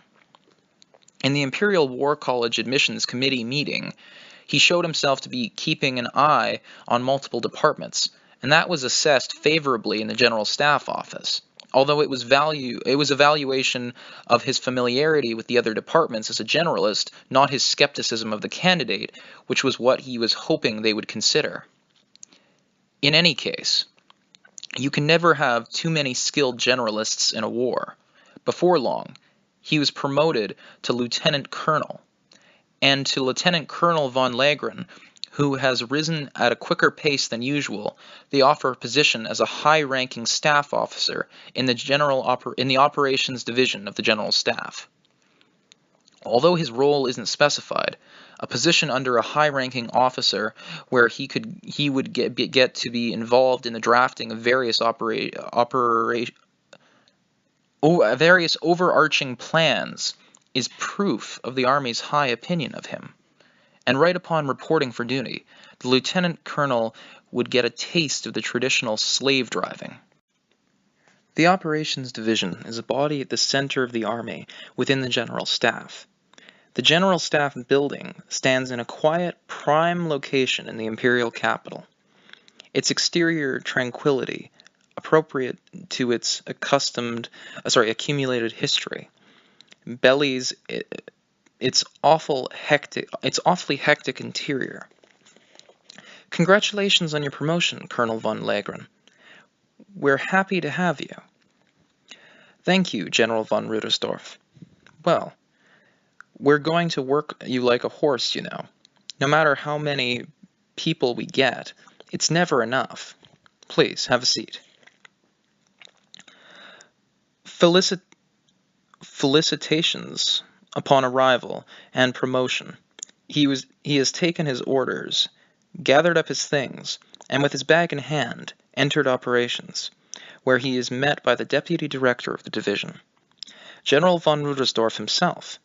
Despite the long strings of hard-working days familiar to every general staff officer, the general grins energetically and urges him to take a seat so they won't waste any more time.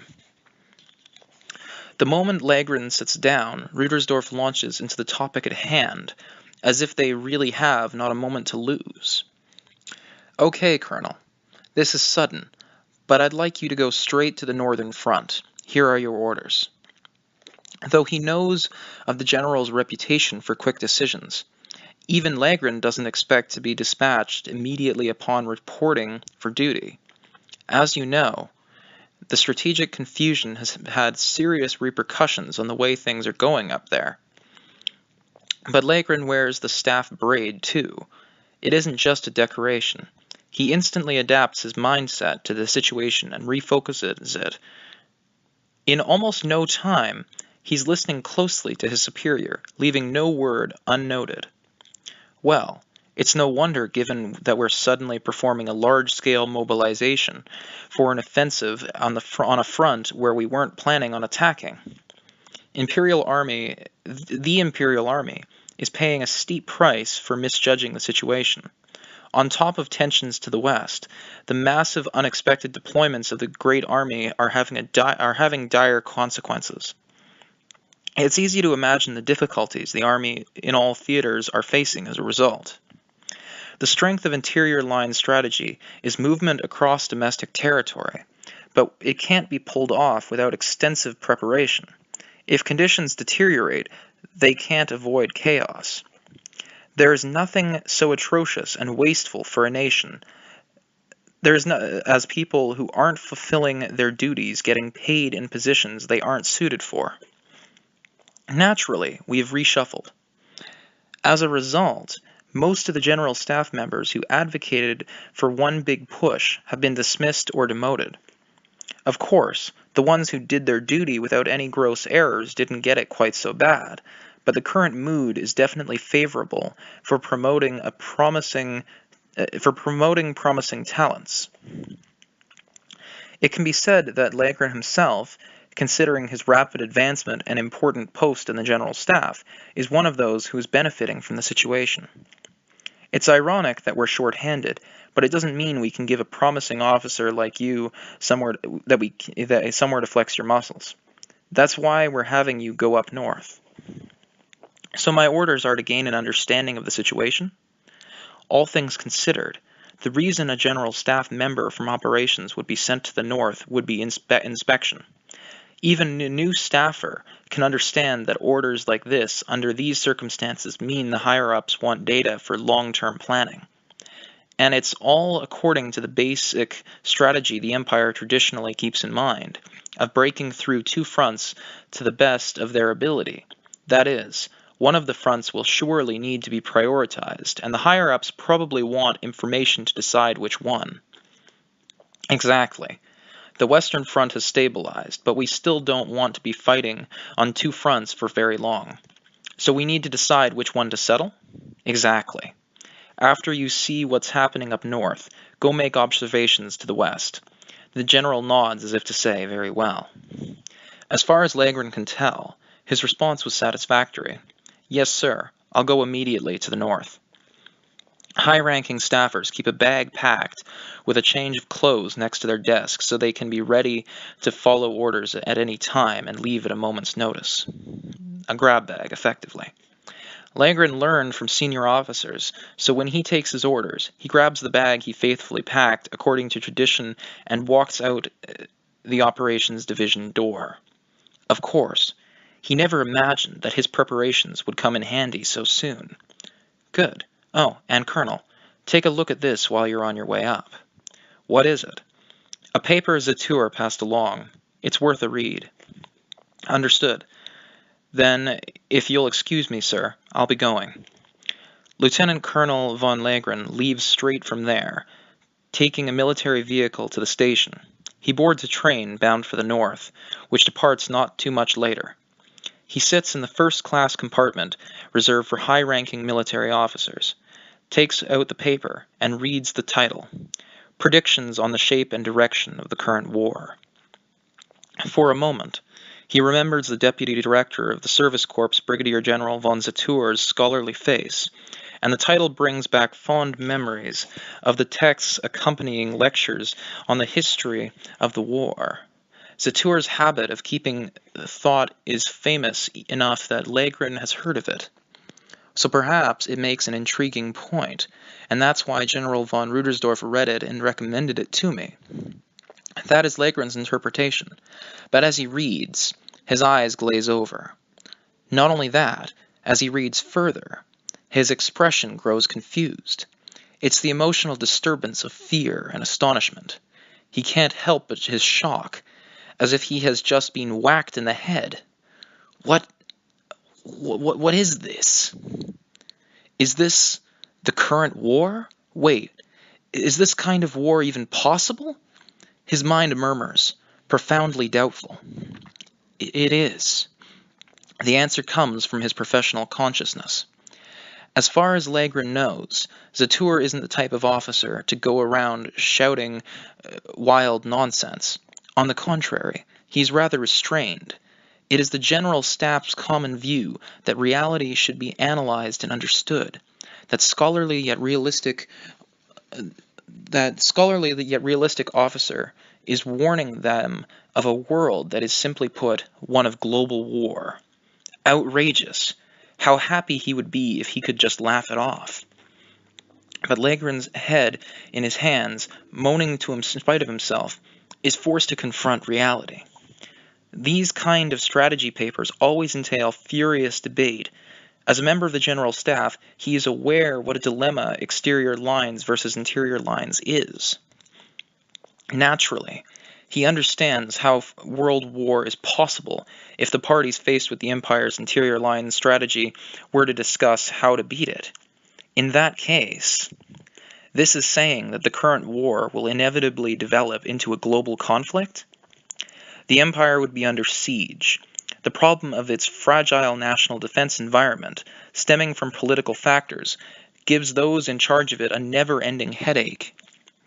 It's why they are still concerned about national defense, despite having a military superior to those of nearby powers. But the countries encircling the Empire also have the security issue of having such a powerful neighbor. Naturally, the Empire anticipated them to construct a unified front, employ an interior line strategy with the aim of dividing the Empire's forces and thus tipping the balance of power. Those chains are the thing threatening the Empire. In order to crush the siege slowly strangling them, it has turned to interior line strategy as well. It also cut off its diplomacy efforts, agreements such as its alliance with the Kingdom of Aldoa and its non-aggression pact with the Russi Federation, long ago. Normally, in a situation like this, most countries should have been hesitant to negotiate, fearing a local flare-up. But is that really the case? If the Entente alliance were to drop out, Francos, with an active conflict zone, would be forced to resist the Empire's pressure on its own. The question of whether the cunning Commonwealth would obediently ally with Francos is another that can't be answered easily. To maintain the balance of power, it would probably join in support, but it is entirely possible they might aim to take both the Franco Republic and the Empire down at the last moment. Once that was pointed out for him, he can't deny the possibility that all the other sparks blaze up in a chain reaction. Russi and Francos are allies, historically, but a rift has grown between them over communism. The Empire seized that opening to make their non-aggression pact with the Russi Federation. From the Francos' point of view, that pact means it has to count on the Entente alliance to restrain the Empire with a second front. And that is why the Empire is stuck fighting both the Entente alliance and the Republic. And if, fatally, the fall of both the Republic and the Empire is the only outcome of this war the other powers will accept, it's possible that the one thing they won't allow is a hegemonic state overwhelming all the others. With his knowledge and experience, Legren can hear the gates of world war opening. It's possible. By God, it's possible. And then, when we wage war against the world, the concept of total war comes naturally to mind, along with something else, something unfathomable but snickering like a witch. Total war, when a country finds it necessary to mobilize all of its power to accomplish their goals in battle. The desire to refute the paper suddenly swells up inside him, but the inference it makes is based on truth. The nature of war will fundamentally change. Ammunition and fuel consumption will drastically increase. The things he saw and heard of at the General Staff Office backed all of that up. It's undoubtedly the truth, especially considering the Western Army Group has already gone over the projected weapons and ammunition usage in a head-on clash against another world power. A striking amount of combat casualties. Yeah, that's also right. I heard our recruiting speed is already hitting a wall. We're losing so many of our men, we are losing so many more men than expected that the peacetime recruitment plan is already failing. We would have to fight under the assumption that we will expend large numbers of weapons and soldiers. There would be vast consumption of personnel and waste of material on a scale that could destroy the nation's economy. Yes, consumption of human lives, not even sacrifice, but simple numerical consumption. Will this insane struggle go on until one side or other collapses under the burden? He is suggesting a type of war in which people and things are consumed until you go completely bankrupt. Plus, the idea that this would be taking place on a global scale? Normally, such a prediction would be considered delusional.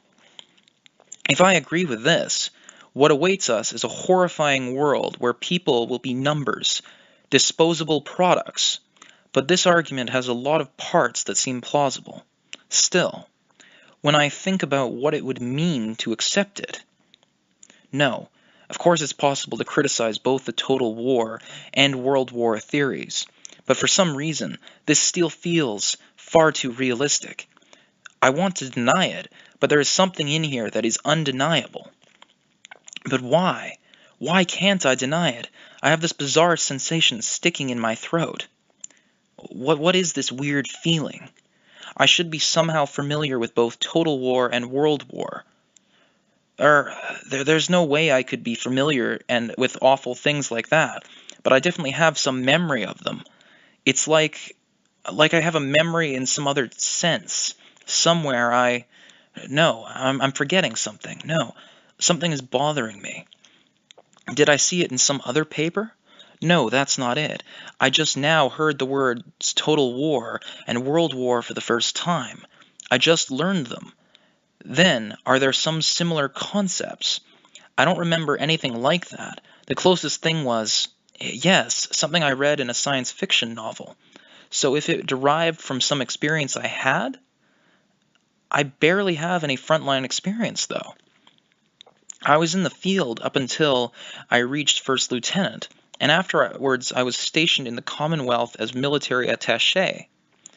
I've been serving in the rear. Did I hear something in the Commonwealth? I wrote a mountain of reports while I was there. I remember them all very well, but I don't recall any concepts like those. Am I overthinking this? I'm sure I've seen some parts of this before, though. Even in the middle of a war, no. Precisely because it is wartime, capable staff are a must-have. That's why money is being poured like water into staff education. As one of the students benefiting from this funding, First Lieutenant Tanya Degrachev is on the traditional staff trip as part of her military education. Mainen is a well-known hot spring getaway. Though its bathing district has made it famous as a health resort since ancient times, it's located right next to a harsh mountain region that always has a coat of snow. On one of the nearest mountains overlooking this peaceful town, Tanya is among the War College students getting put through the mill. I just want to say, oh dear God, we're having a freaking Hot Springs episode. What the hell? Anyway, continuing. I'm glad they cut this from the anime. Anyway, here we go. She is the only female and the only child who made it through the admission process.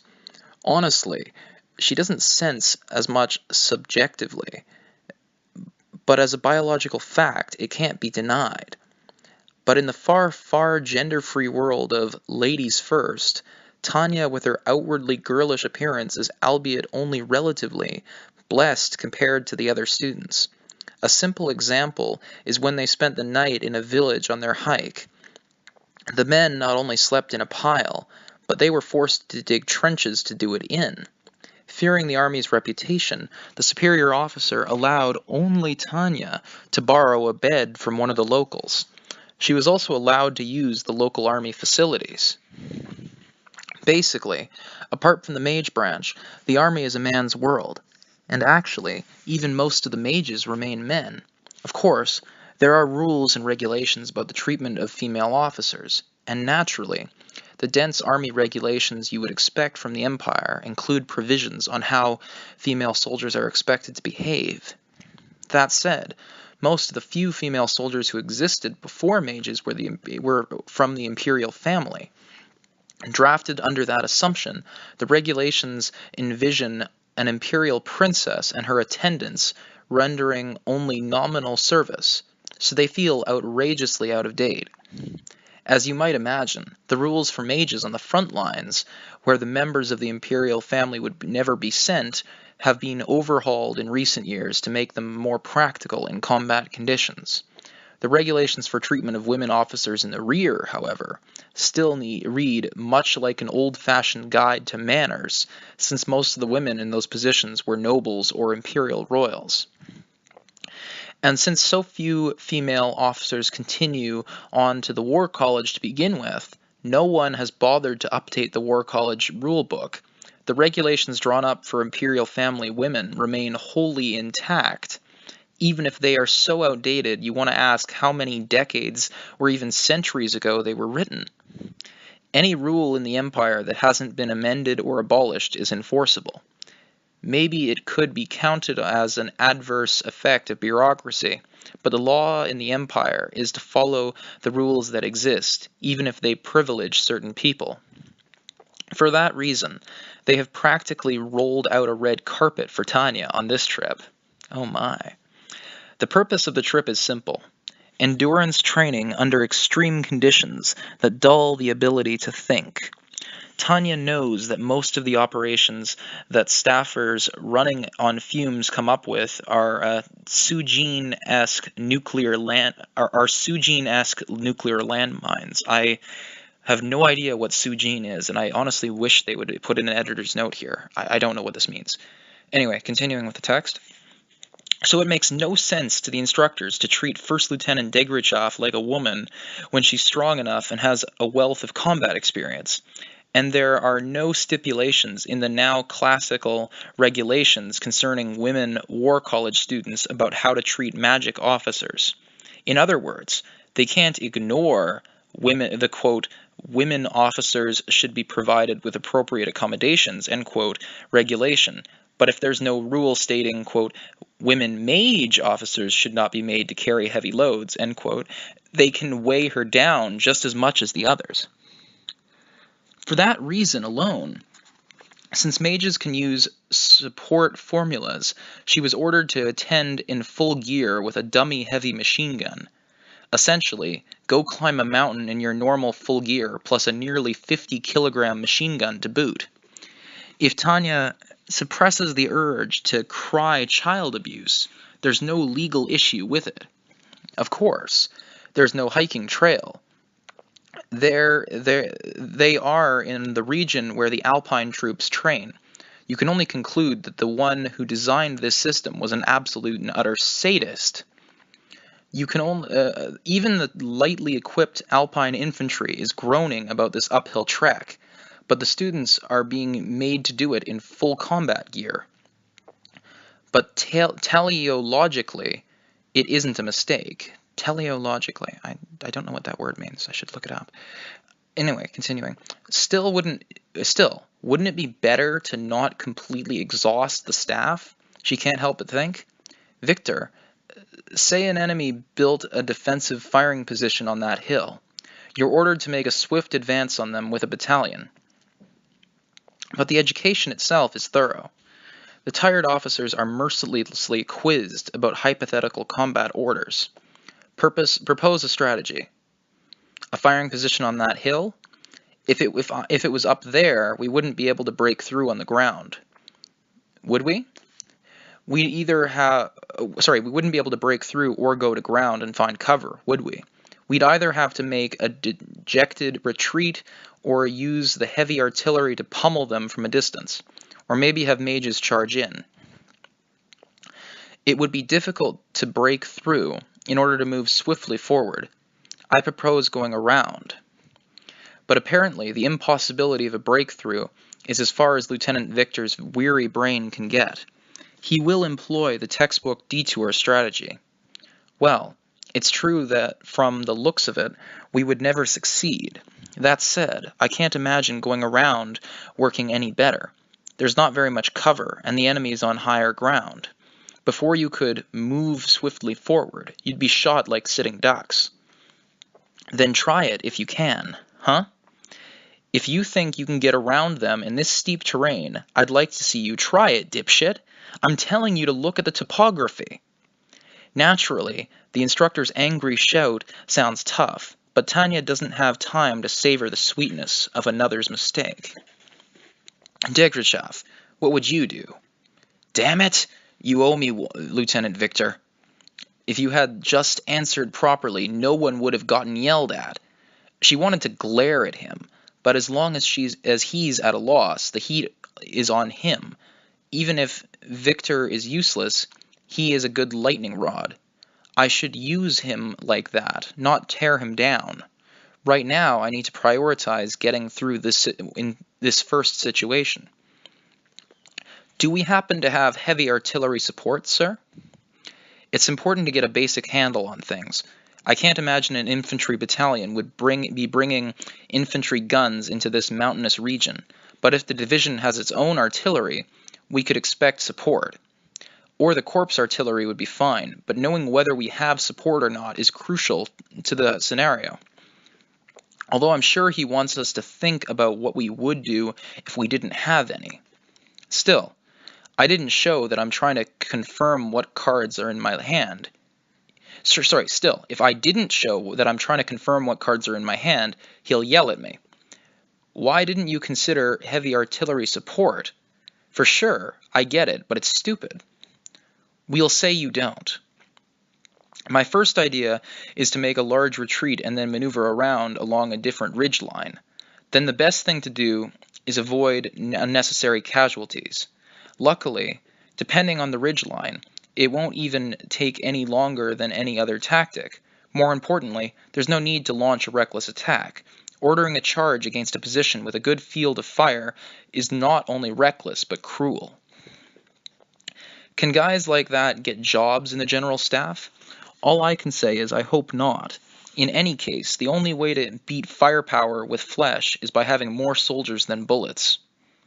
And if you don't have that kind of time? My second idea is to employ skirmish tactics with mages and infantry. The mages can take out the emplacement, and the infantry can back them up. Aerial mages could definitely capture the position. We'd have been ready to take casualties, but it would be much better than trying to break through with infantry alone. I mean, hell, I'm an Imperial aerial mage. If you're asking me what I would do if I was in command, then it's not unreasonable for me to have mages with my infantry battalion. Well, maybe my answer was a little sneaky, but that's fine. Now how would you capture the position if you only had infantry? Huh? Capture it with only infantry, sir? Did he trap me? Before Tanya knows it, he's ordering her to win with nothing but infantry. Yes, I'll give you a minute. If you don't want to sleep outside tonight, better answer quick. Now he's just talking nonsense. If it were possible to capture positions with infantry, we wouldn't be spending all this time worrying about positional warfare. You're seriously telling me to take that hill under those conditions? With no engineers, no mages, no support? Are you just telling me to do this 3 human bullets style? I don't even have to think about it. Sir, I think capturing it under those conditions would be impossible. For a second, all of her classmates' expressions change. Most of them were mulling over the problem, and the word impossible is a shock. After all, that word could put the instructor in a bad mood. It's a comment that could lower Tanya's academic standing. I've got a bad feeling. Why couldn't he have picked on Captain Uyghur or one of those guys? I want to put my head in my hands and moan about my bad luck, but I can't because my hands are full of heavy machine gun. What? What do you mean?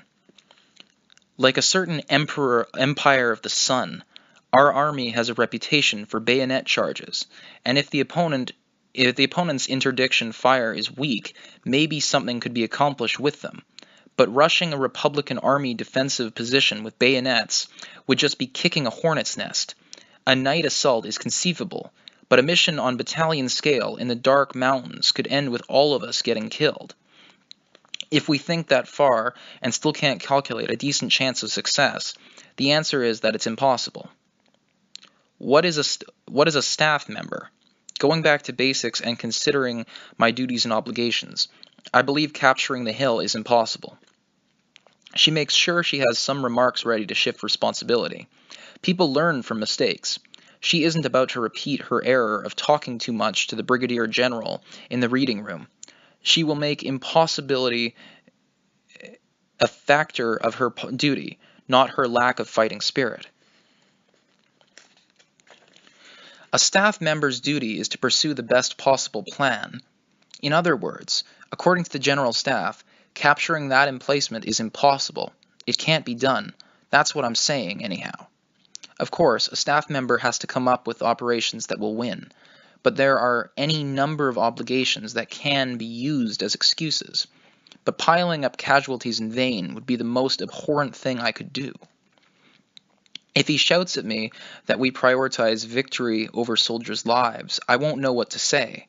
But at least I've done everything I can to avoid looking like I have no fighting spirit. In the academy, we were told over and over, and, for some reason, over again, to love our troops. Weirdly, now that I think of it, I feel like they emphasize this the most when talking to me. It would be a shame if it was because they thought I didn't understand that we have to educate our subordinates since we can't choose them. Anyhow, I have my excuse. My cause is just enough. I can stand tall this time and say what I think. In light of that, I would say that in this case, attacking the hill should be avoided. The instructor turns a glare at her, trying to figure out how serious she is. I have zero intention of screwing around. Any businessman can stare back with that look in his eyes. The only other thing you need is the nerve to not back down under the intense gaze of soldiers and the like. In other words, being used to it is half the battle.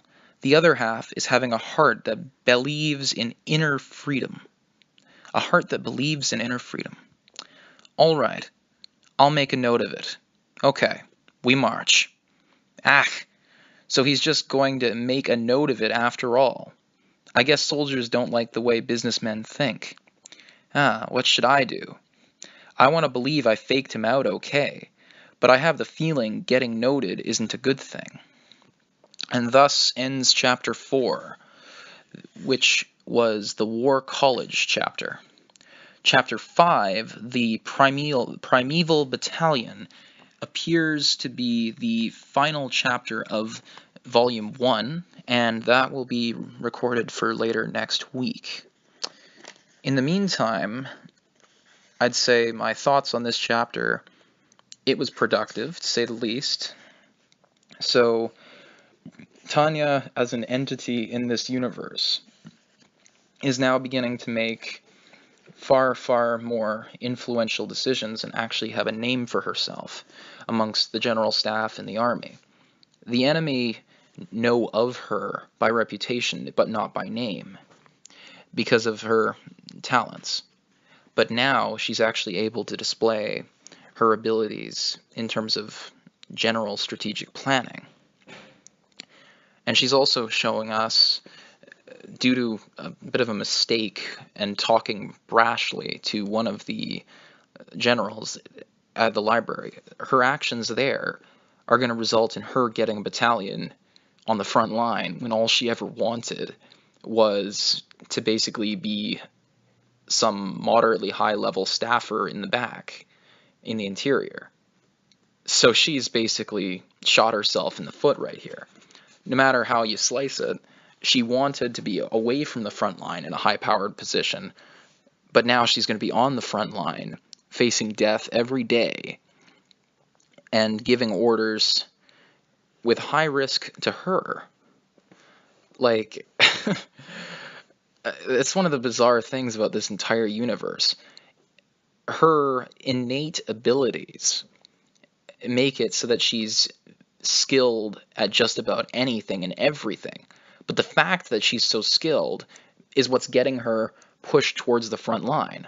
If she had no skill set, then she could be some low-level person in the back, sure, especially given her age. Like, but the fact that she's got this innate strength and knowledge, not to mention all the knowledge of future events and wars that haven't even happened yet in this universe, she has the skill set and knowledge of a 40-year-old businessman.